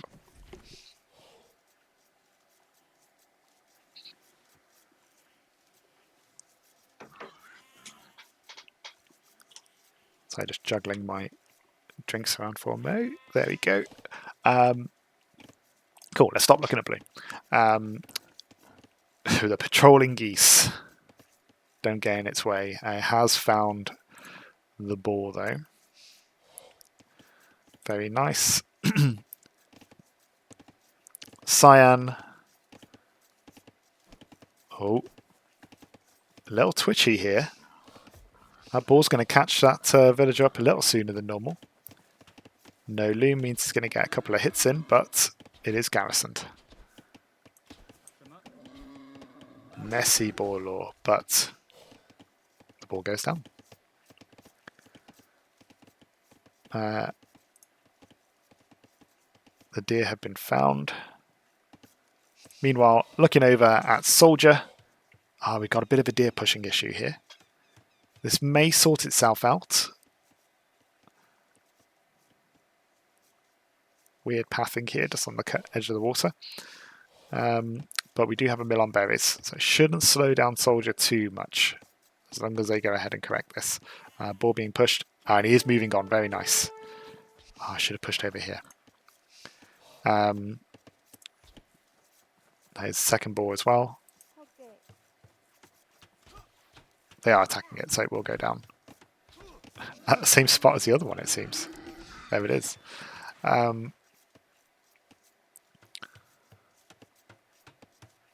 Okay, so you can see here, soldier already, bit of DUC. Deer is being pushed.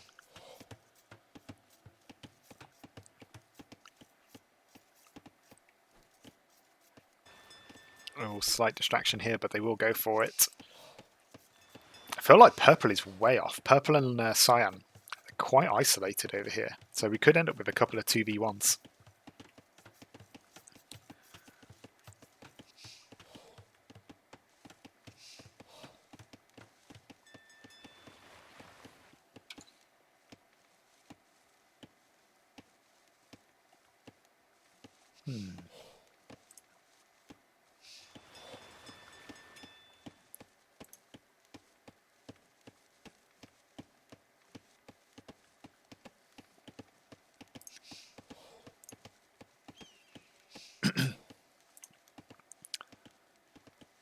Just a quick question for you, by the way, on the stream. I'm trying to work out if it's my screen. I think it's my screen rather than the stream. Are you getting a load of vertical lines on the game view?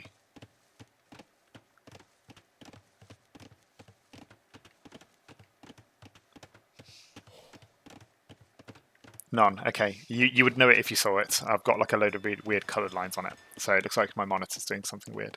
That's fine. Okay. Hello, Jewel Seeker. Okay, good to know. We'll carry on and hope nothing happens off that. We got fishing ships from Definitive Edition AI. So it is going for a fast castle, which is aided by some fish. 26 fills plus that. I think you could probably afford to have a couple of less fills. I think there's a Hera video on this where he advises 4 fishing ships to get a great fast castle on a hybrid map with a solid eco.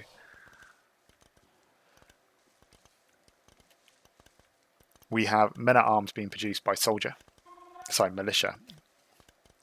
Assume they're going to become men-at-arms. Yellow, in the meantime, is going up slightly later, so probably a solid fast castle here. Got green scout coming in, spotted purple.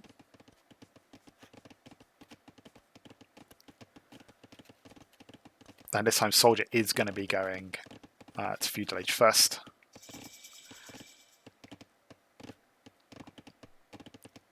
And there we go, men-at-arms. It is happening. Arson first for purple. Arson and horse collar. Don't know if they would be my picks. But arson for red as well, horse collar for red. That has halted production here, but I think... No, they're not even fast castling. So I don't know if that's the right call. I think you just put all your resources into producing units if that's what you're planning to do. If you're planning to rush. The Exodus, by default, I think villagers have unlimited distance for gathering fish. This might be what's happening here.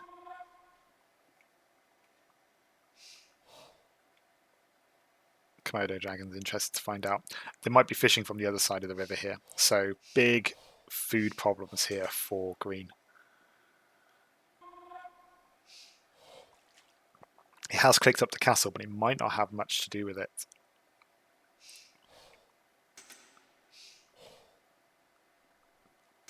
But soldiers not moving out.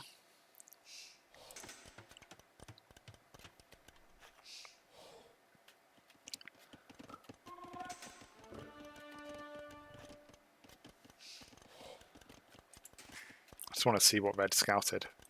Red has scouted cyan. So it's not a scouting issue.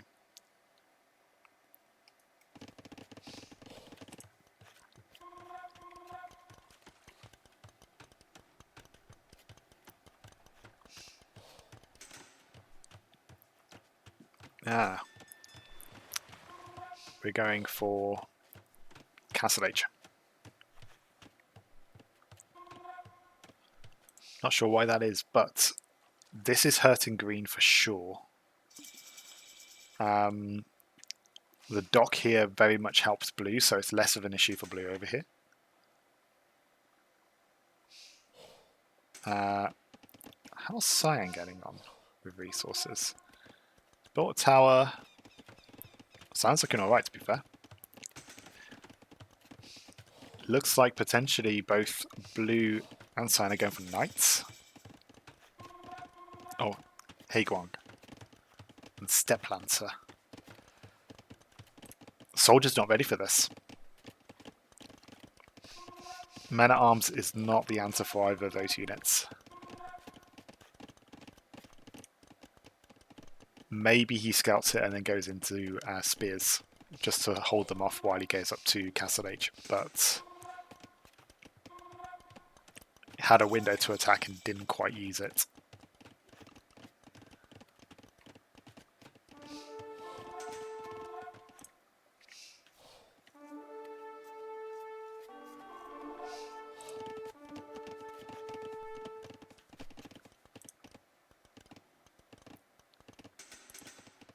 We're seeing scouts being chased away.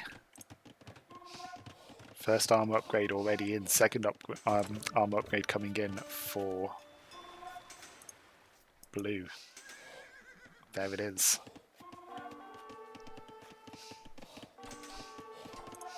We got a men-at-arms attacking a TC here. That men-at-arms will go down. And the Step Lancers are in. They've got the 2 armors, they've got bloodlines coming in. There are 12 men-at-arms, but the Step Lancers are retreating. Green's going monks. Or going for a monk. Might not be fully committing yet. Could be conquistadors. He's building a castle.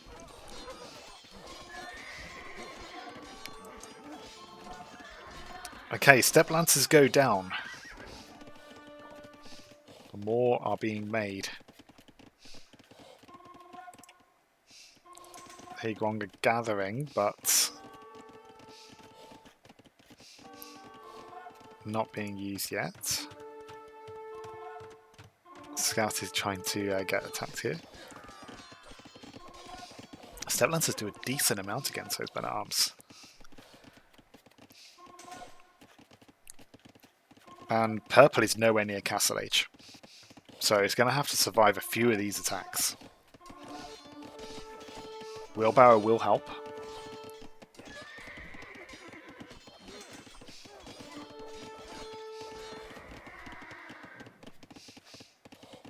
And green.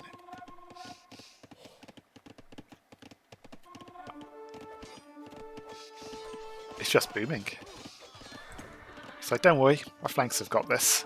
Red is finally moving out though, but I fancy this matchup less than the Step Lancers. It's 28 men-at-arms, but they're about to go into tower fire. Potentially get drawn into TC fire as well. And yeah, they're just being chopped down. More HP. More melee armor. And those men-at-arms get cleaned up. We're not seeing... because also these get extra attack, I believe, as well. These are Burmese. I might have thought that soldier would switch into spears, but I don't know if it actually recognises the Haeguang unit. So that might be an issue there. It might be looking for knights.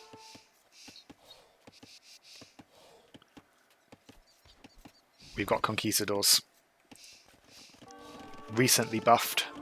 Well, elite is recently buffed. Which is wild. Absolutely wild. And the Haeguang are counter-attacking. It's 21 men-at-arms, so they might eventually pick them off, but they're going to do a lot of damage on their way out. A couple more going to filter through. And the thing is, he might lose all his units, but Definitive Edition AI is booming behind this. It's got 60 more villagers and isn't facing much pressure. It looks like purple's doing the same here. It's attacking with more units. Might be better against the Step Lancers. I was a bit surprised to see how well they were doing, actually.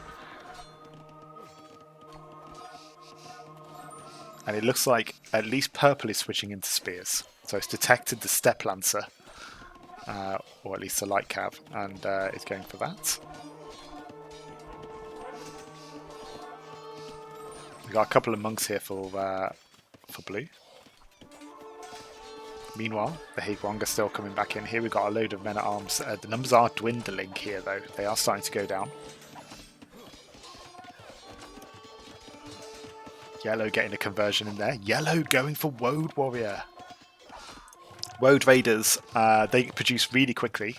We've got the resource here as well. It looks like it's saving for Imperial Age as well, actually. But both of its allies are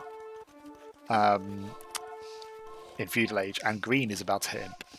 Or click it, at least. We've got 10 Conquistadors, and we've got Imperial Age. Here we go. Saw it trading there, and the Conquistadors are moving out. If the Step Lancers aren't getting the job done, the Conquistadors might. Yellow's coming in to help Cyan, though. So again, we mentioned it could be 2v1s, and this is looking like what it is. Green and blue versus purple. Cyan versus red and yellow. And these Conquistadors should clean this up really nicely. 4 men-at-arms, 2 barrack production. And we're going to start seeing eco damage soon from the Step Lancers.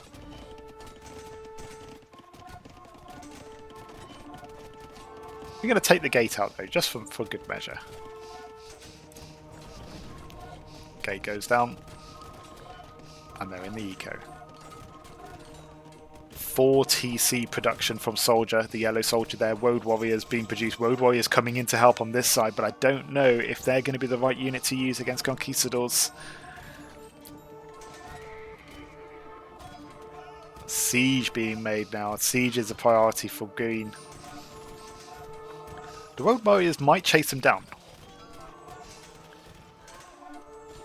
The Woad Warriors are producing quicker than the Conquistadors, so you might get a mass set, particularly if purple can produce something. But I think that combined with the Step Lancers is a real problem. And actually, there's no counterattack from red and yellow. So red has survived. But the EAI has the villager lead quite significantly.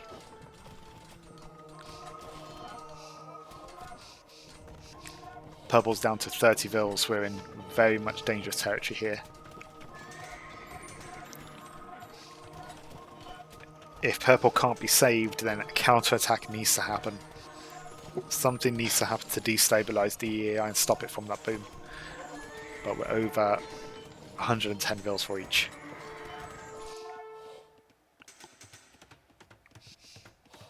It's having a nice little fishing trip while all this is going on.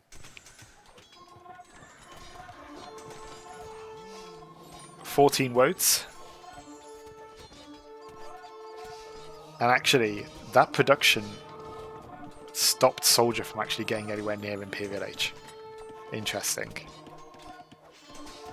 To have Elite Conquistador actually now is happening, so DEI showing off. A couple of conversions helping there. 2 castle Conquistador production. We've got a 3rd castle on the way being built.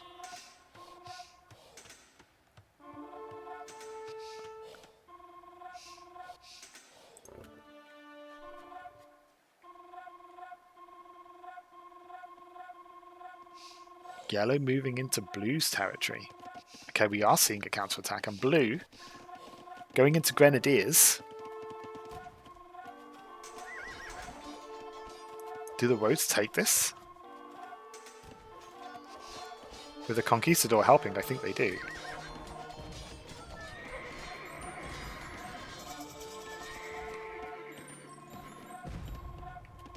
Four barrack longsword production. We've got Grenadiers throwing from a distance there. They are being chased down. They're not being attacked though. They're retargeting. This is awful for the Woads. I'm sorry, those Grenadiers should be dead. A simple patrol. Default targeting, doing a number there again. But over here, we got a nice wall that's been built by red, but Cyan are in, and Cyan are Imperial Age. They got two-handed swordsman. Is that heavy Haegwang? It's not. Okay, so they got the other upgrades. And long swords are not going to do it. They don't have the numbers. The trade is also hit too. Yellow being diverted from the attack. This ram is going to get taken down by light cab, but yeah, yellow coming in to do saving, but red is already down to 26 fills. Purple is down to 31. And this is what it's like trying to defend again on two fronts against a Definitive Edition AI.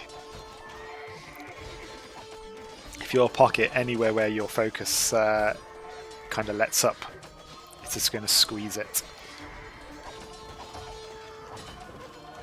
And actually, yellow looks like it's saving for imp again. It's not producing rows, it's not producing units.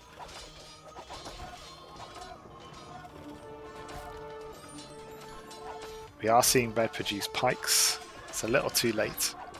Paladin for green. We've got 20 elite conquistadors.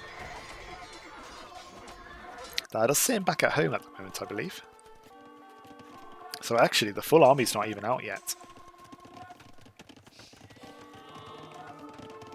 But they are marching along with blue. They're at purple's door. Red is down to 10 vills. We're going to see a pincer movement here from the Definitive Edition AI, I'm sure of it. Purple has a few units to hold, but the Conquistadors are going to come in and mop that up. Elite Step Planter for blue. Very nice.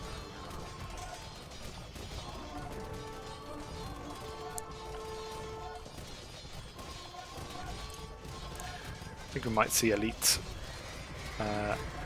Iron Pagodas as well.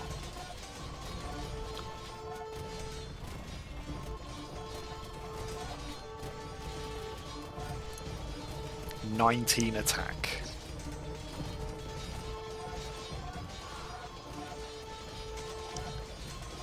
And yeah, this is a DEAI full boom mode.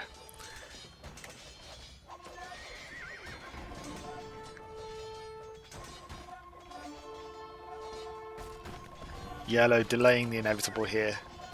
Soldier not quite attacking when it could have done.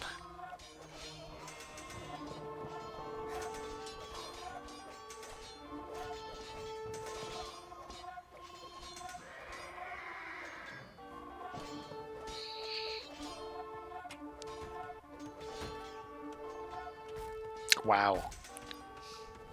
5 TCs from Cyan. I thought that was a Naga signature, right? 5 TCs. Oh,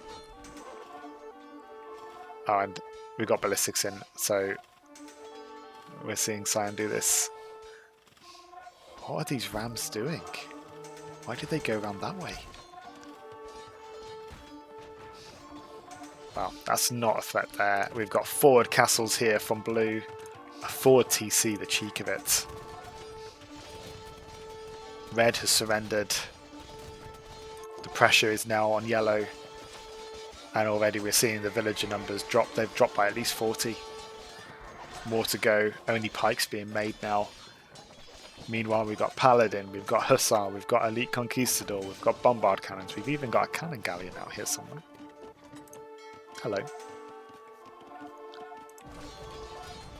We're taking down castles with horses because we can. This is the extreme AI way. Well, we do have a Treb over here.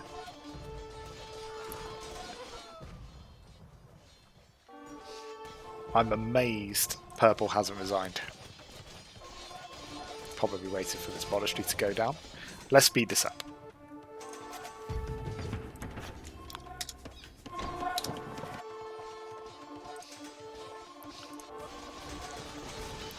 The walls. Stone and palisade.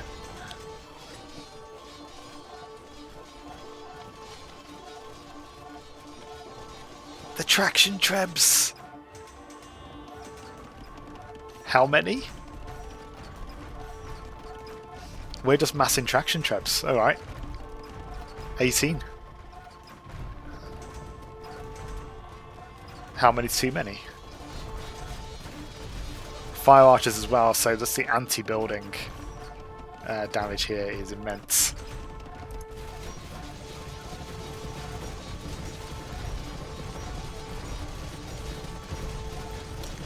And the final vills from yellow in that castle get mopped up.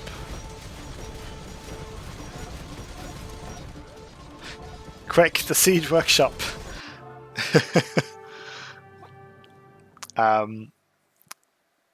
GG. 1 win for Definitive Edition AI.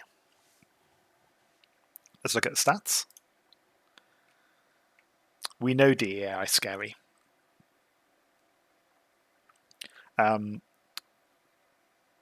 Went for a really greedy boom, I thought. Greedy Castle Age. So went for your normal Castle Age kind of villagers, plus a couple, and 4 fishing ships, and wasn't punished for it. Soldier did exactly the right thing on the flanks of producing units, but just held off. So I don't know why it didn't attack. Maybe it was waiting for a certain number, but it had scouted the enemy, so it wasn't a scouting issue. It seemed like it was a decision not to attack. Again, looking at military, you can see here a bit of a peak from the soldiers, but they attacked when they were out-teched. Also, with time for the enemy TCs to be set out, that would have also not helped. 11 conversions for the Celts, though. Wouldn't really have that down as perhaps the one you'd expect to be converting there. Great to see the elite conquistadors being used by the Spanish.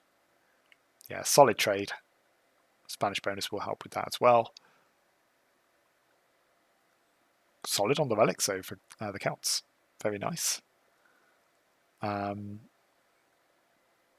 Looks like more market use as well. Well, a bit leveled market use. Both were used in the market.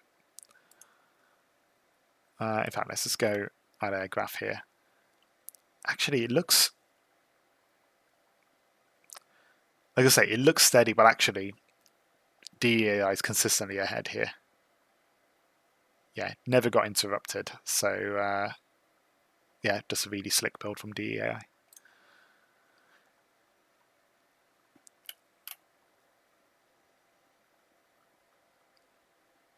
Yeah, decent timings here, particularly from the Spanish. Spanish being able to get buildings up quicker would have helped as well with that. So didn't have to wait as many vills to click that castle button. But yeah, had a bit of a window for aggression that wasn't used, and those minutes matter that early in the game. And yeah, unfortunately, purple and red, they were building their villages nicely, but as soon as the first couple of raids came in, their village numbers would have just been stagnant. Nice consistent production from DEI, which you would expect because it booms. 34 trade units, though. That's quite a lot. I likes the castle placements as well. You notice the DEI just gradually builds the castles closer and closer to the enemy.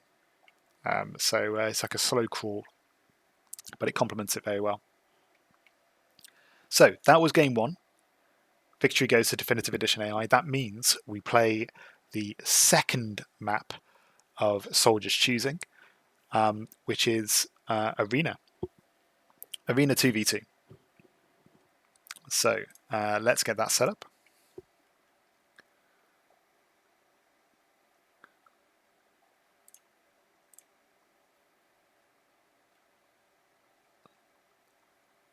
Always promising when my OBS freezes up for a moment there. There we go. Arena 2v2, so that's 4 players. Medium map.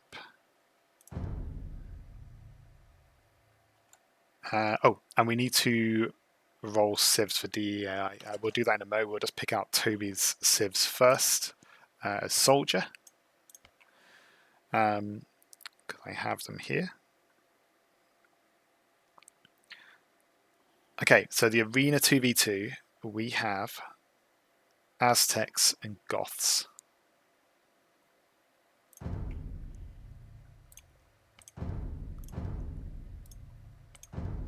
So faster barrack production, we know Soldier can do well with Eagles, and we also know this is how Soldier was able to fight on against the King in a set. So yeah, infantry do an okay job here. Let's roll for our Definitive Edition AIs.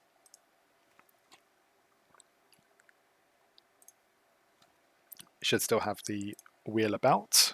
We do indeed. 2 AIs. So first of all, we are going to get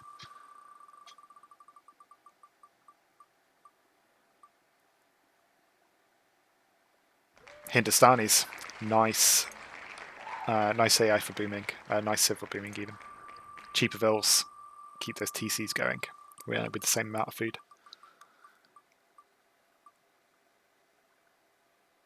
And the Poles. Okay. Hindustanis and Poles. Good.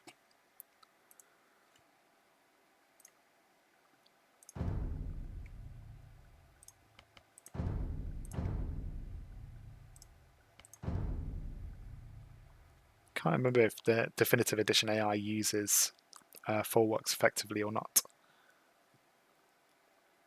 Don't think many AIs do, including my own.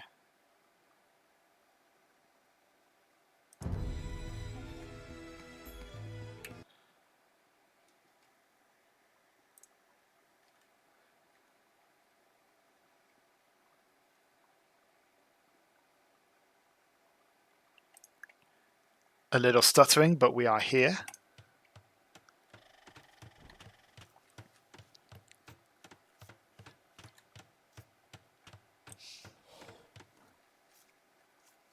So,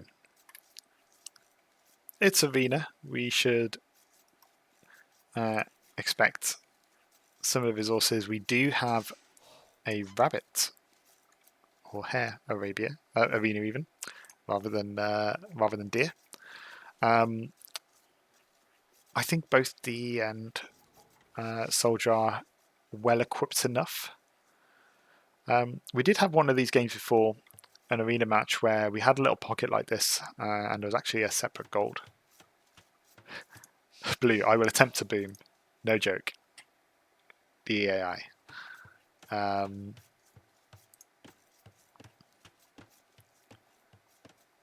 Yeah, no pockets of resources, it seems. That seems pretty level.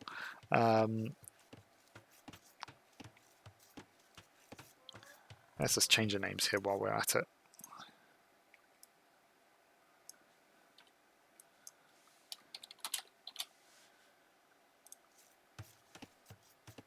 Cool.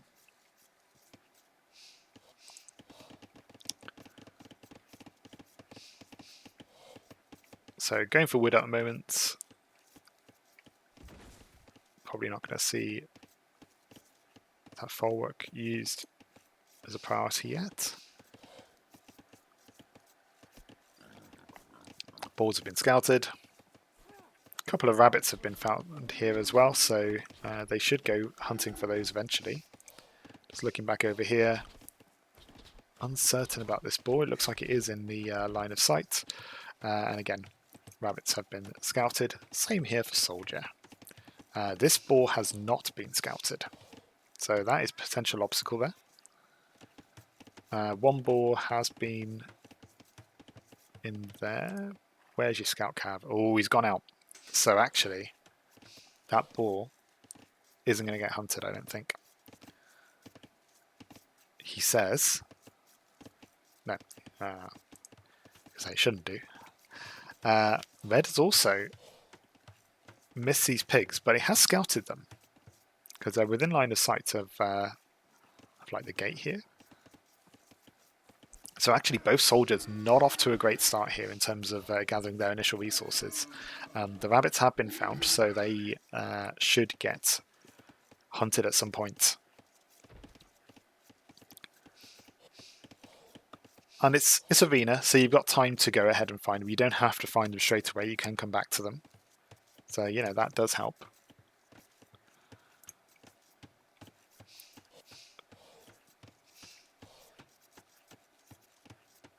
But if he doesn't, it's not the start that soldier needs.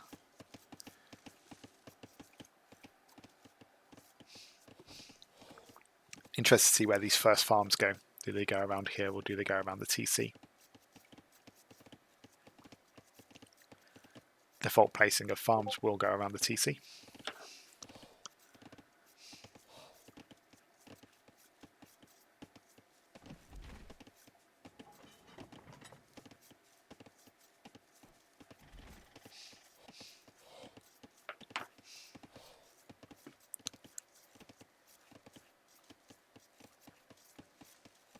Farms go around the TC, unfortunately. They are hunting the rabbits. We're going to see rabbits being hunted over here too. The pigs didn't get found. Although,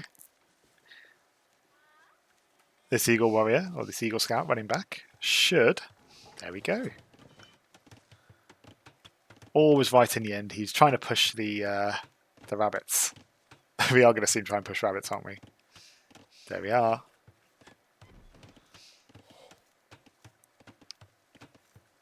But you know what? It might long distance hunt them later. We'll probably see the same over here. Yeah. At this point, Toby, because I know they keep changing the food amounts of these because their food's increased a little bit. I've just got to the point where I try and filter by their numbers now.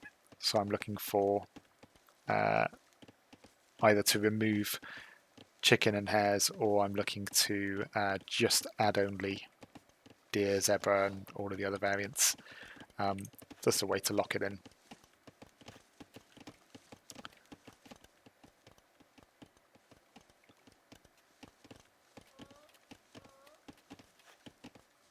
We've got an Idleville here. I think it's potentially pathing. Just going to have a look in the game and see what he's doing. Namaste. Yeah, he's not changing task or anything. It is purely pathing, that one.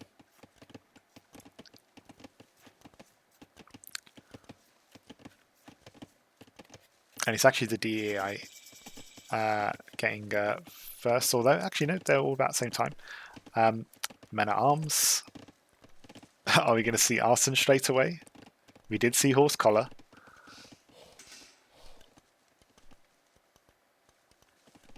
Soldier could do with actually eating these.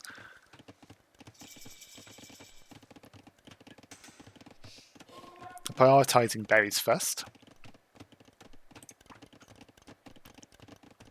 We are seeing Eagle Warriors from red. Very nice. They'll produce a little quicker as well with the Goth bonus being applied to all the team.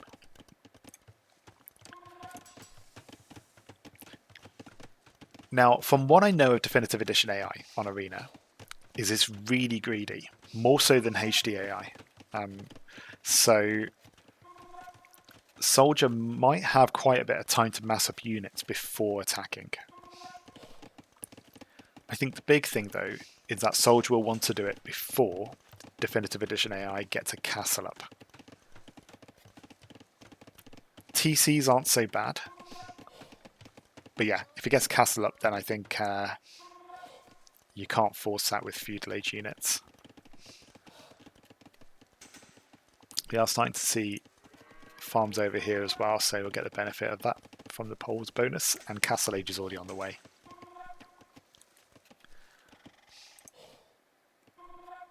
Enemy's been scouted.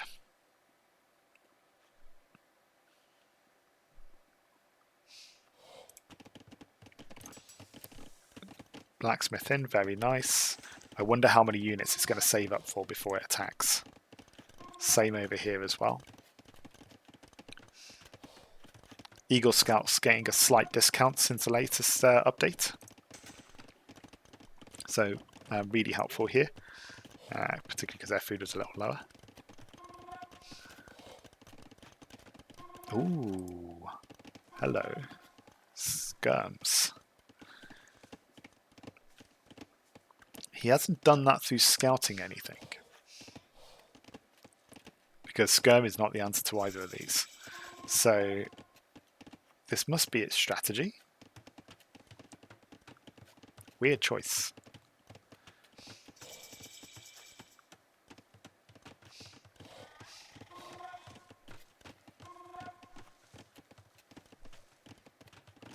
Yeah, not sure why Skirm would be the option here. Maybe it's anticipating archers of some sort. But 3 TCs, we've got a second TC here for green.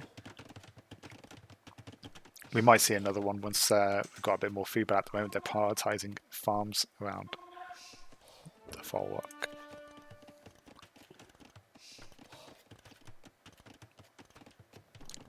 Still not moved out yet. Yellow or red probably doesn't quite have enough units, although, okay, spoke too soon. Maybe it was waiting for this armour to come in. Oh no, false alarm. They're just repositioning. Yeah, they're doing that weird circle thing. Okay. Gather at the town centre. It's like a strategic number for it, I think. So they are going to go Castle Age first. You can see red saving up for that there.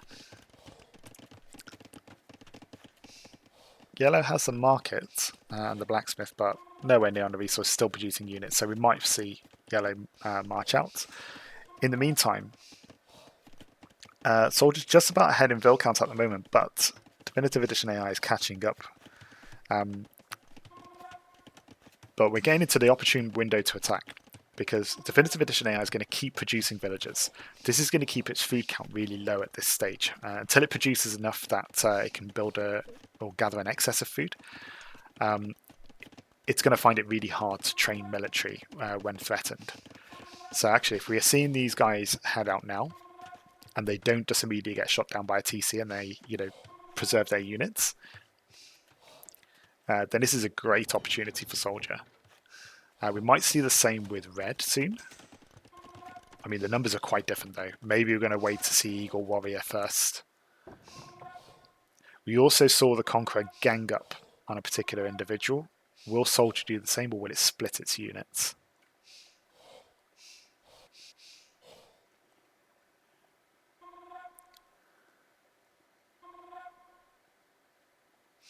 They're knocking at the door. Fletching? Maybe if they build a forward tower, it'd be worth it. The skirm defense comes in. Now, you can see here, they're going into archers now. So they've got a bit of a window. These should retarget to these over here. And I hate this. I hate this so much. Default targeting, for some reason, skirms are just really high, the default targeting list. So that monk gets away with absolute murder.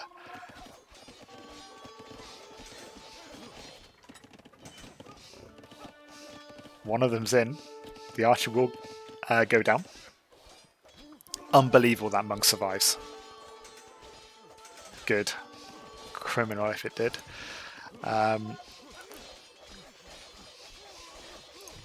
Attacking the corners again. They potentially will get through.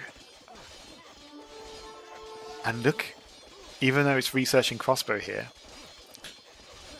green is still spending most of its food on villagers. It's desperate to get that Vil count up. Now, are these men-at-arms going to do anything useful with their soldiers, or are they going to march them to TC? There's pretty good coverage from these TCs, to be fair. The Eagle Warriors are out, and they are warriors now.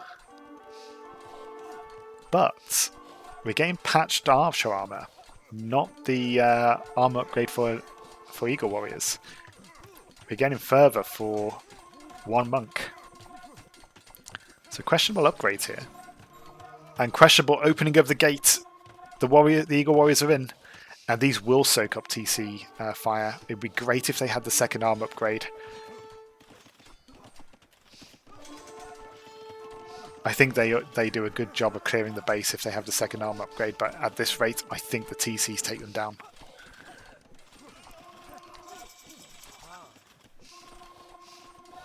We will see a number of villagers die here, but the camels have been released. Eagle Warriors are still being produced. They're switching out to Spearmen, though. That's not what you want for your attack.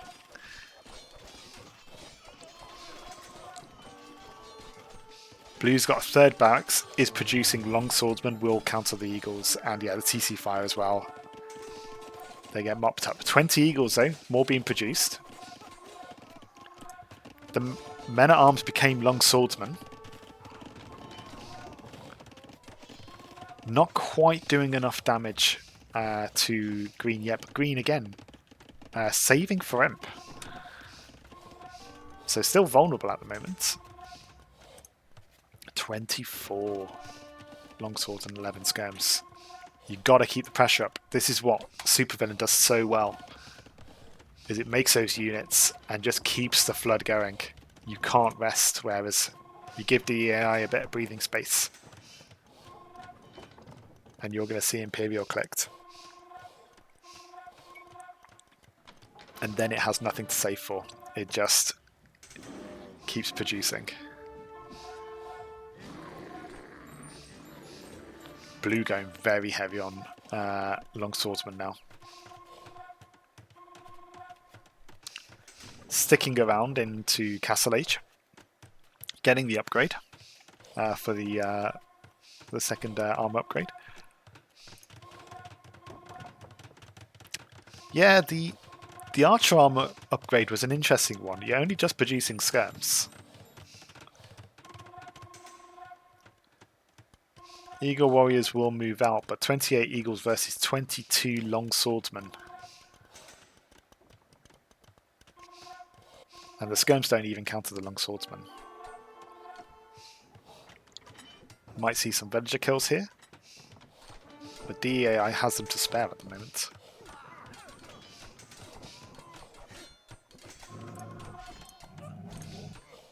And we do have the armor upgrade at this point.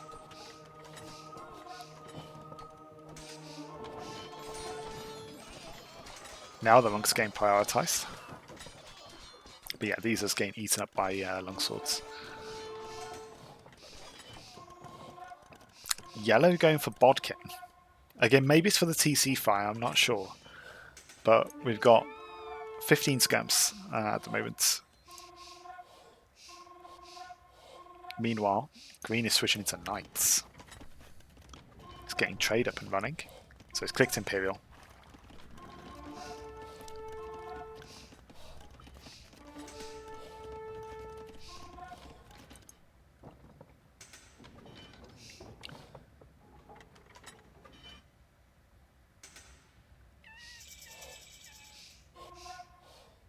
And Green is at Imp. And we're going to see the upgrades flow in now. We've got Bloodlines, we've got the second armor upgrade for Knights. We've got Husbandry coming in. Yellow's built a nice army though. Army count's still in favour of Soldier. Getting elite skirmisher now. Thicker walls for Blue.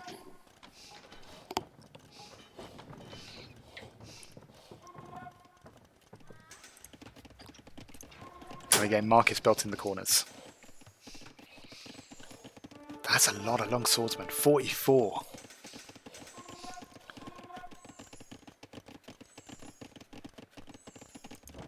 Does Green have first UT?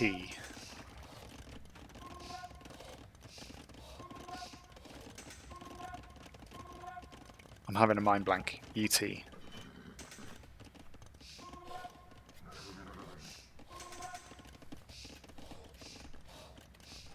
We've got Obucks being made. Oh, does it have the first unique tech? find out for you.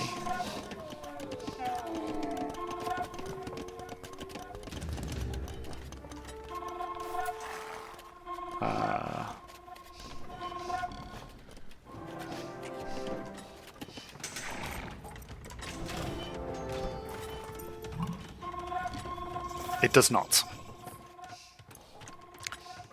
Just clicked on one of their castles in the game. It's still there to research.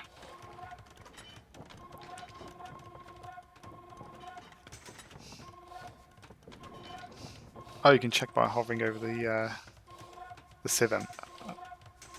Oh, nice. Yeah, cool. Good to know. Thank you.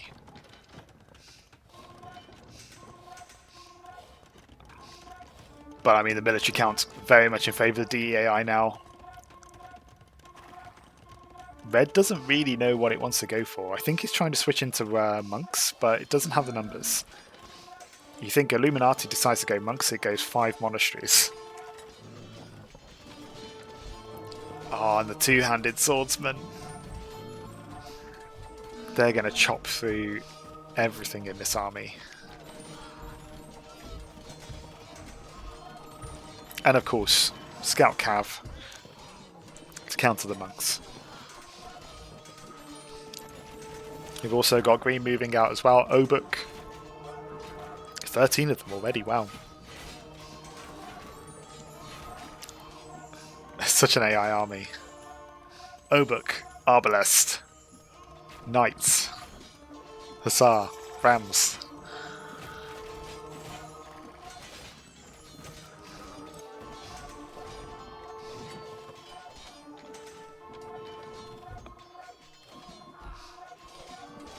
I do like the old Jaguar warriors here. Obu.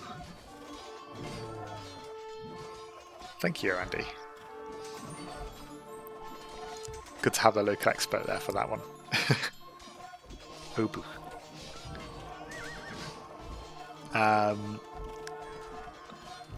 We got a Hussar spam going on here from blue.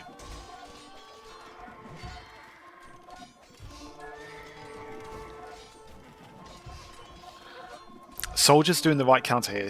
It's realizing there's a load of cavalry around, switching into pikes, but it just, and now it's just panicking. It doesn't have the resources to be able to keep sustaining an army. The Hussar raid is in, the Scorpions are going down, the champions are here, and green is knocking on yellow's door as well. We've got winged Hussar.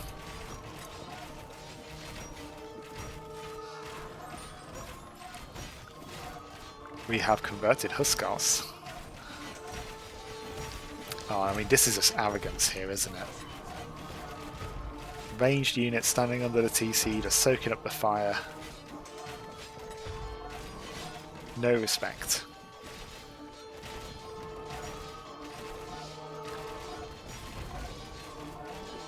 And unfortunately, for Soldier, this is going to quickly become a 2-0.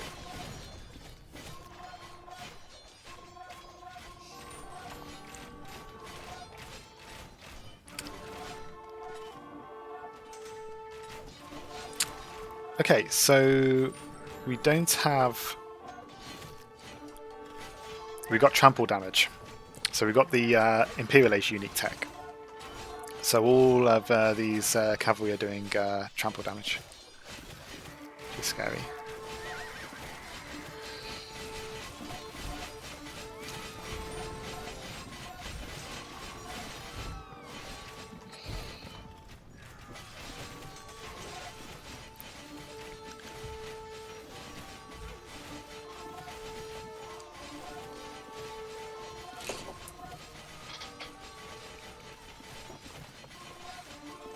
How many Obuks does it take to take down a castle?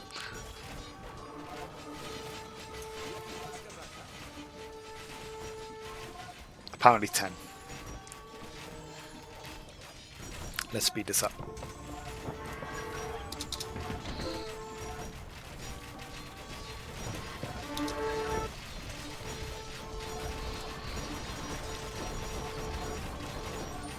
Definitive Edition AI is lending resources to its ally. green sending resources to blue, it seems.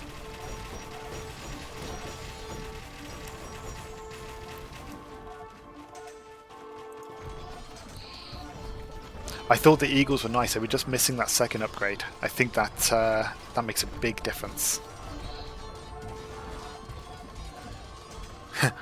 Only one Obuck if there's no murder holes. Absolutely. And another win by Definitive Edition AI. Scary map for it. Arena. I think I can't criticize Soldier too much.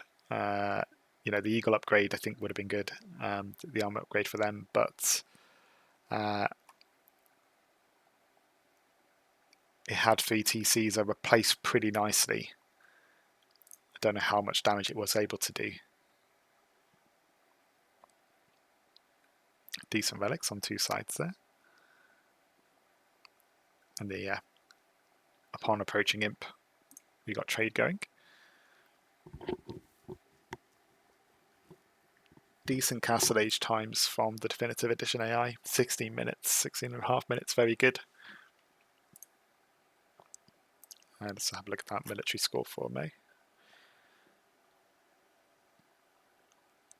Yeah, Soldier had the numbers for a while, but they're all vulnerable to TC fire at that point. So I can understand their hesitation.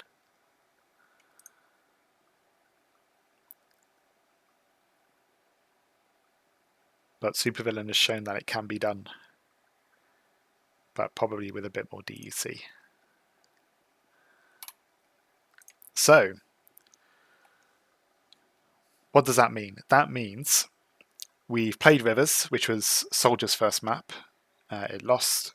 We played Arena, 2v2, Soldier's second map. It lost, which means we now move over to Definitive Edition AI's least preferred map. So we won't see T-Miners just yet. We will see Fortified Clearing, and Soldier needs to win this one to stay in the game.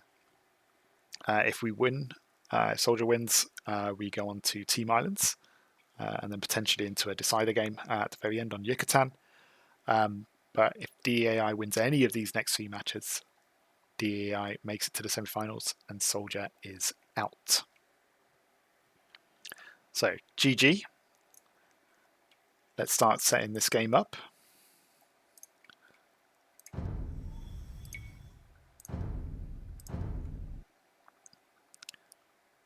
And Fortified Clearing here is a 2v2 as well. So we'll change our map. Again, we have picks from Toby on this one, and we'll need to roll for Definitive Edition AI. Let's get Toby's done first. Toby's picks. 4.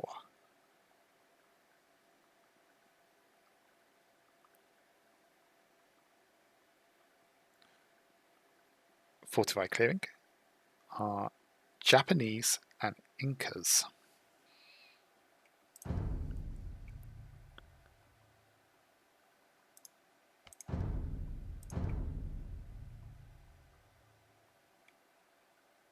So, free llama, cheaper military for the Incas, cheaper gathering buildings for the Japanese. But we might also see them for their unique units. So we've got Elite Samurai and Elite Kamiyuk from them as well. So we could see those. We also need to roll for the Definitive Edition AI's civs, so let's go ahead and do that. Again, 2v2, so we just need 2 civs here.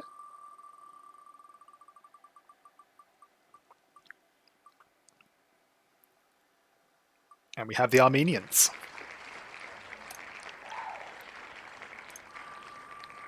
Warrior Priest has had a recent buff.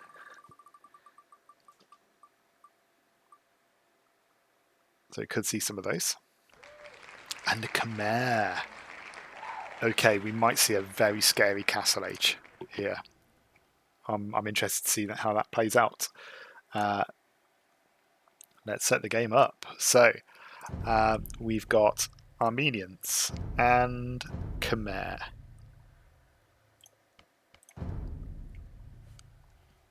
Okay, fortify clearing, 4 players. Just double check Toby's civs again, just to make sure I'm reading from the right line.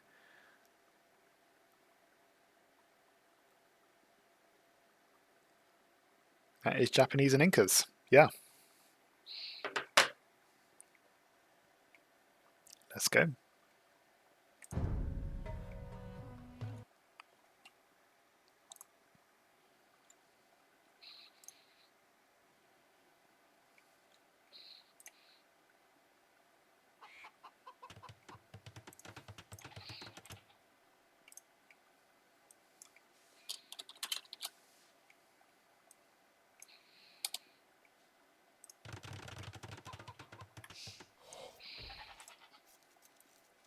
Okay, so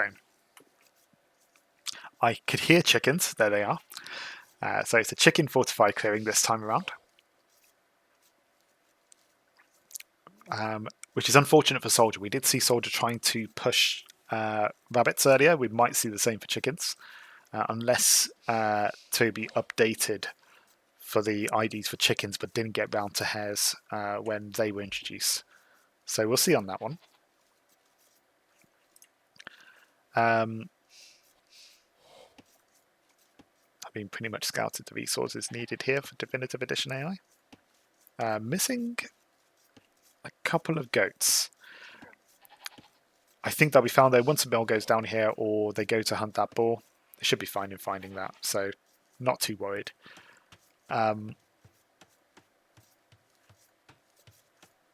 Decent lumber camp. Chickens have been found, boar's been found. Again, not too worried for yellow there.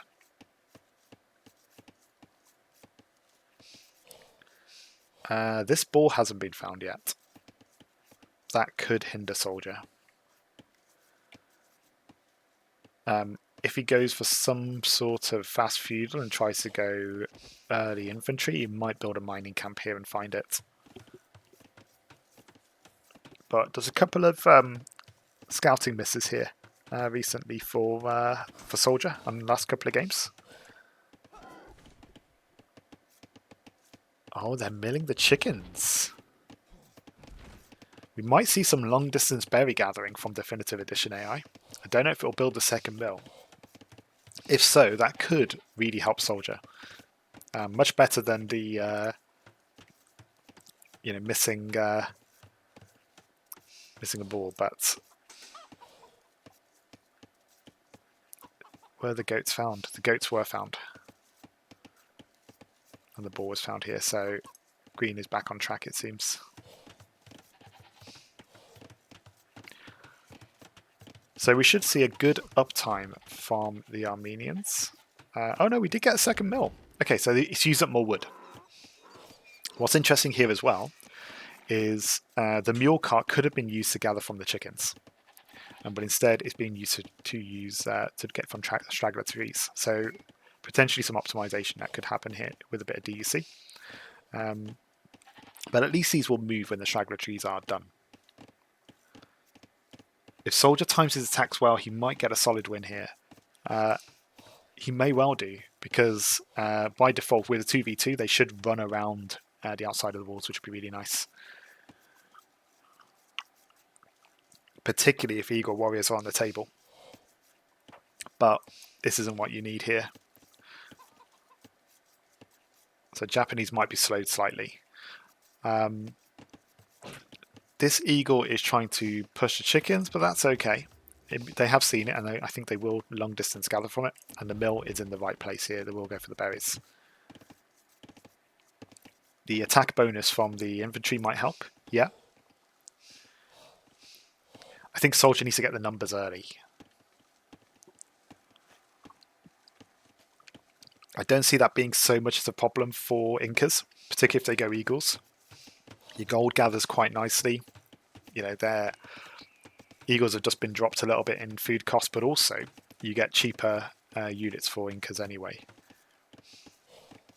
And I believe, what's the other upgrade they get? houses get extra population space as well. So actually, needing to build less houses should mean that they have a bit more wood to spare to get their military buildings up sooner. Only slight, but every little helps here. Interesting to see what Definitive Edition AI does, because if this was Naga right now, I'd be expecting it to go for a fast castle into some sort of boom. But the difference here between Naga and Definitive Edition is that DE can go quite aggressive still on these 1v1s and 2v2 maps.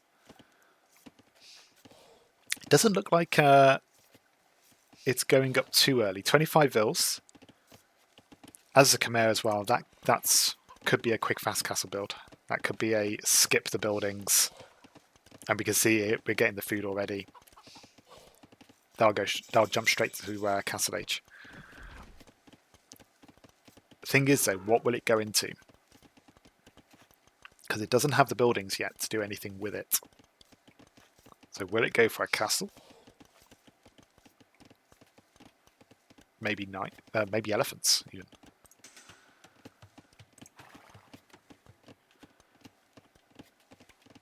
Yeah, we got the mule cart that's moved over. That's quite nice. We got another one over here. We might get an overchop, which would be even better for red. I mean, it can go around anyway, but nice for it to have a couple of routes. Yellow's going eagles. There we go. Red just a little behind. I think it did get the ball eventually. Yeah. So mining camp did get put down. They did find the ball. So the food has been used up. And actually its food's in a pretty decent place. Immediately gain men at arms. Doesn't have any units. It's using the barracks up for that. I probably want to get the units out and then get the upgrade while they're moving forward. And yeah, very nice castle age here from the Khmer. In the meantime, blue is going for an archery range, but I think this is fast castle into crossbows, right? Surely. I'm trying to think what else do Armenians get.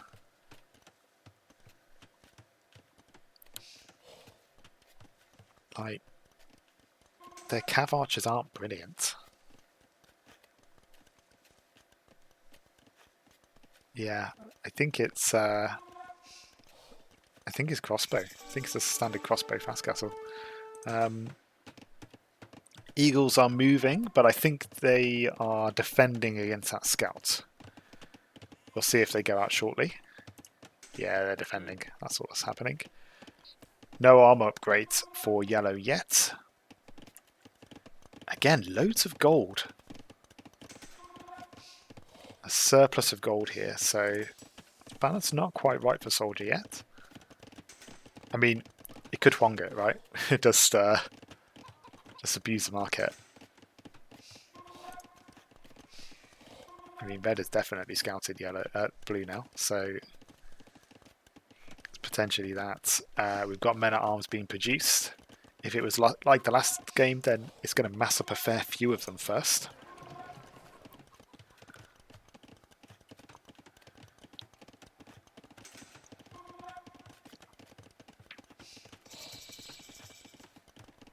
But green's already going knights.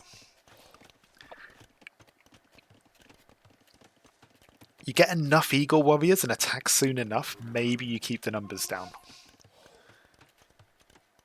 Also, if you manage to go Castle Age, which you're not anywhere near yet, but the market might help. Didn't actually go for the chickens. If you go Castle Age and go Kamiyuk, you're okay there. It is archers from blue. I say archers, we're very quickly going into crossbow. So it's crossbow versus men at arms.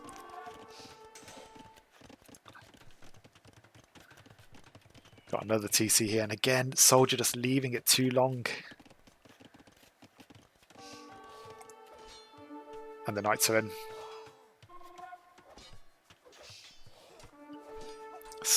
A cheeky little attack and a retreat here from this knight. One armor upgrade here from... we got the armor and the attack upgrade, which is all they can do at the moment because they're still feudal age. Castle age has been clicked, but they're losing their eagles. The timing's just not on soldiers' side at the moment. And more knights are being produced.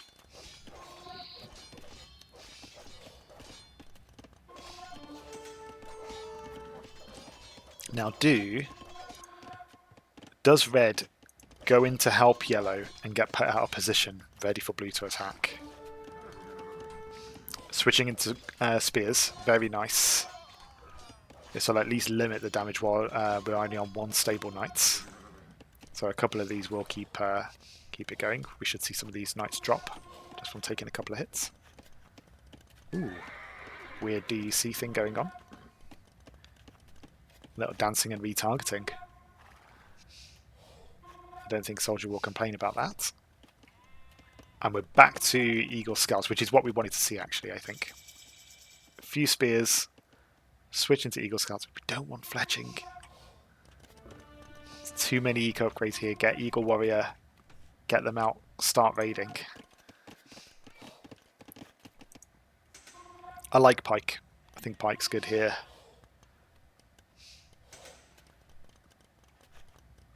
Just to make sure we keep those knights out of the base. Green isn't really booming behind this either. It's had a bit of a slow start. Only one stable knight. It has got the third TC up now though. Blue is booming away. Red has 29 men at arms, which are all on their way out. So there's a chop through here. 12 crossbows. I don't think there's enough men at arms. I think with the TCs, the men at arms go down. Yeah, too many hits. We should see blue relatively untouched from this, I think. There it is. Real nice cleanup. We are switching into skirms, but skirms are going to need... we've got fletching, but they're also going to need bodkin. They're going to need to get to castle age. Because at the moment, these crossbows will outrange. No bodkin for blue, though, yet. So that could help.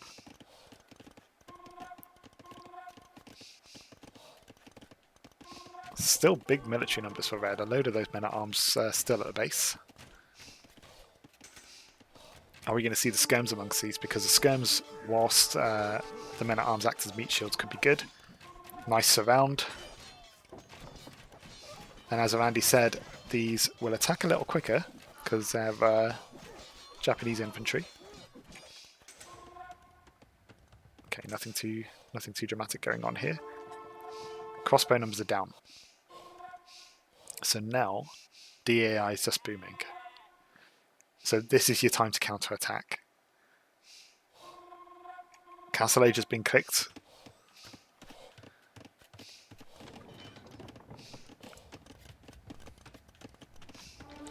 And the Eagles are moving out.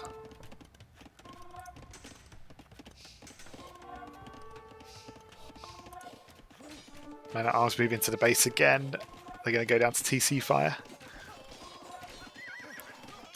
Eagles' second armor upgrade. I say Eagles, it's pikes. But against 9 knights, that'll do just nicely. These are just sitting under the TC and army wiped. Dead to TC fire. What a shame. Ah, targeting, look at them! Let's take them out. Okay, so as long as no stupid retargeting happens here, these knights should get cleared up.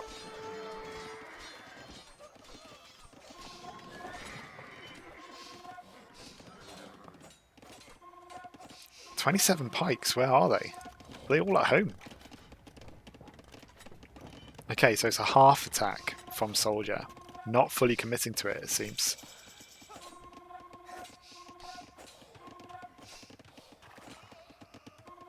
Look at the military difference. If you have that military difference, you've got to use it. Tech upgrades coming in for red after it lost a load of men-at-arms. It'd be so good on the march in if they had that. Oh, and here we go. We got military running past the knights, so they're going to trickle in. A couple of hits and these knights go down, but they will eventually go down, but we're going to lose a load of pikes in the meantime. Yeah, look at that. Terrible default targeting. We've got skirms with Bodkin. We've got a castle, so Kamyux may come out soon.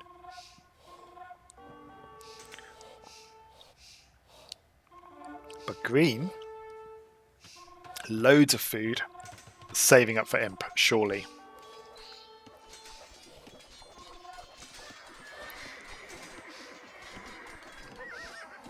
Green asking for help. Blue's going heavy into knights as well now. 3 stable knights. Okay, this is a break that yellow needed. I don't think pikes are... You probably need more pikes to do more disruption here. But it will at least keep the knights at bay. It's producing them quickly too. Red's going out for another wave. And actually, we've got a couple of pikes amongst these, so... Again, if the long swordsman can kind of meat shield here, and the pikes attack from behind, we might see a couple of knights go. Not with that targeting, though. Not with that targeting.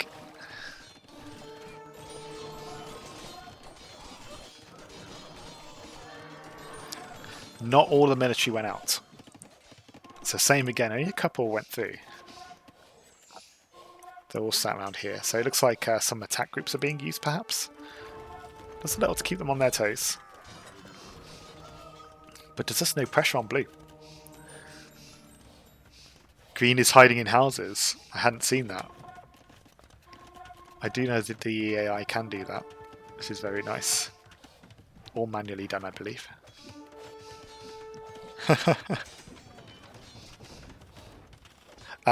Blue is asking green for resources, and green doesn't have a market.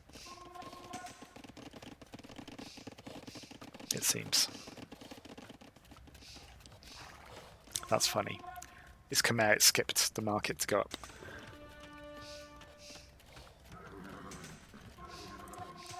Hello! I think this all rides on yellow.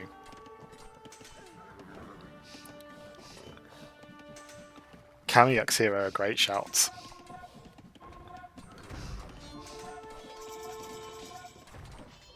Onager about to get whacked. Elephants now for the Khmer. And blue is coming in to help.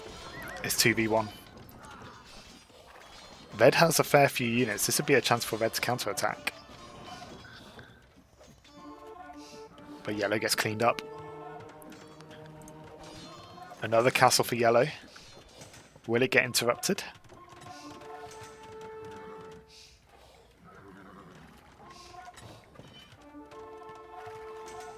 Blue's coming back.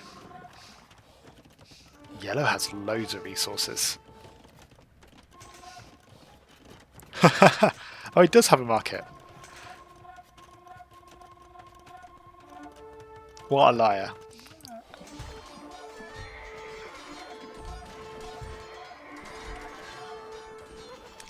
And I think we've seen this tale before. Fully boomed Imperial Age Definitive Edition AI versus Castle Age Soldier with less military, less villager count. The AI has been left for too long and it has reached is critical mass. We will see an endless swarm of champions and Hussar and Siege. And green is finally spending its resources. Elite Battle Elephant and Heavy Scorpion. Nice way to spend those resources. Good Khmer competition. We might see some Ballista Elephants as well once this castle goes up. And actually, the composition isn't great against Kamyuks, but they don't have the number of Kamyuks. So green is going to be just fine. And blue's going for red. I think there's an overchop. Yeah, massive overchop over here. So blue's able to find its way through. Forward castle. Only just gets the walls though. Not quite as dramatic as I thought that was going to be.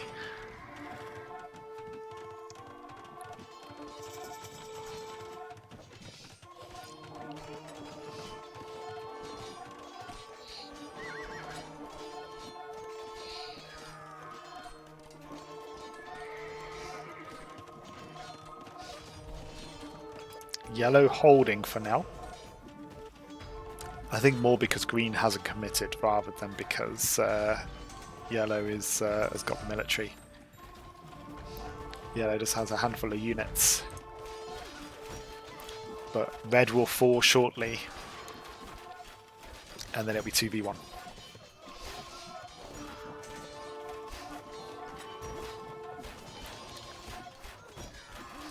Composite bowman.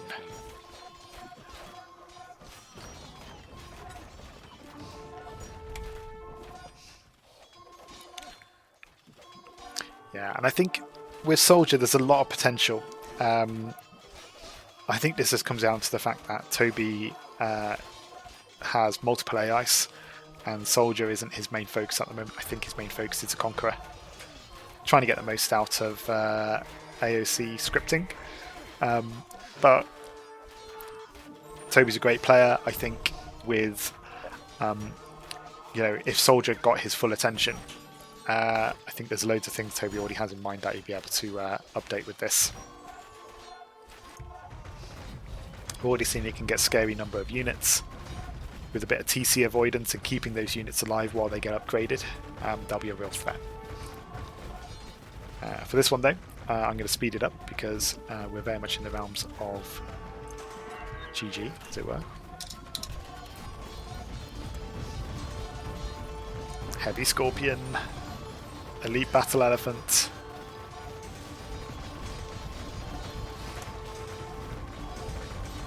And of course, just take down a castle with Scorpions. Why not?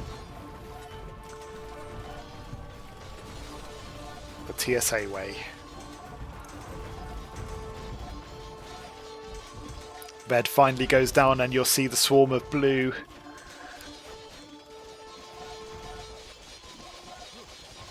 Castle has no chance. We've also got... we also had the upgrade for champions as well. Extra HP for the champions, so yeah, nothing's going to handle those. GG. Let's check our stats for this one. I think similar story to the other games, really. Soldier was able to mass up some units relatively early. I think the difference here was red sent in the men-at-arms and blue just happened to be ready with crossbows. So cleaned it up really nicely. No TC avoidance, or at least no sophisticated TC avoidance. So the men-at-arms went down before any significant upgrades could go in. And similar with the elites, with the Eagle Warriors, came in to attack the Knights, and then the upgrades came in just after the Eagles went down. And archer upgrades. Going infantry and then keep getting archer upgrades. That's been a consistent theme as well. Prioritize the infantry upgrades and you might keep those units alive for longer. And yeah, you can see here.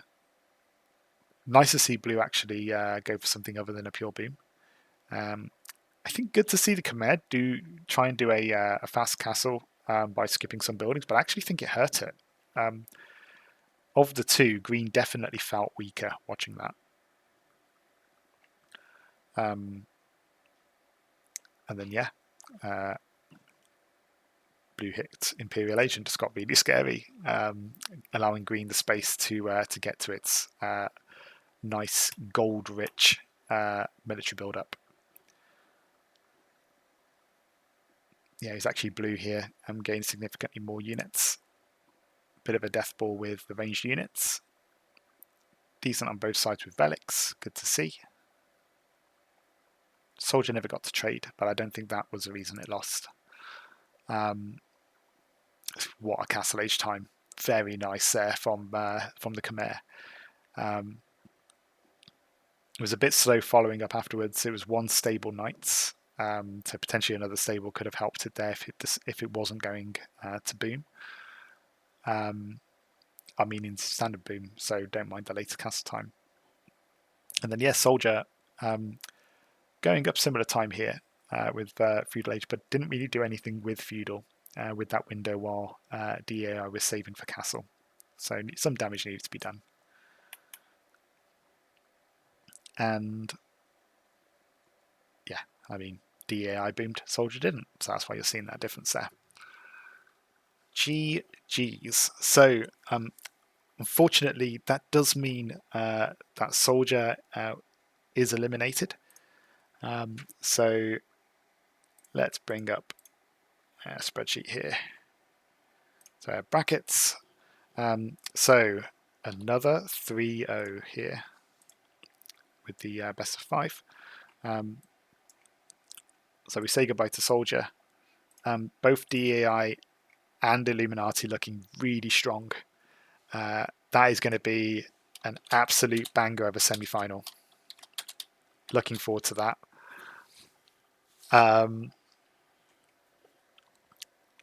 GG's to the Conqueror and Soldier. Solid AI is being worked on. Conqueror, I think, more so, particularly with the limitations. I know they're going to keep getting better and better, but in this case, they're facing against equally amazing AIs as well.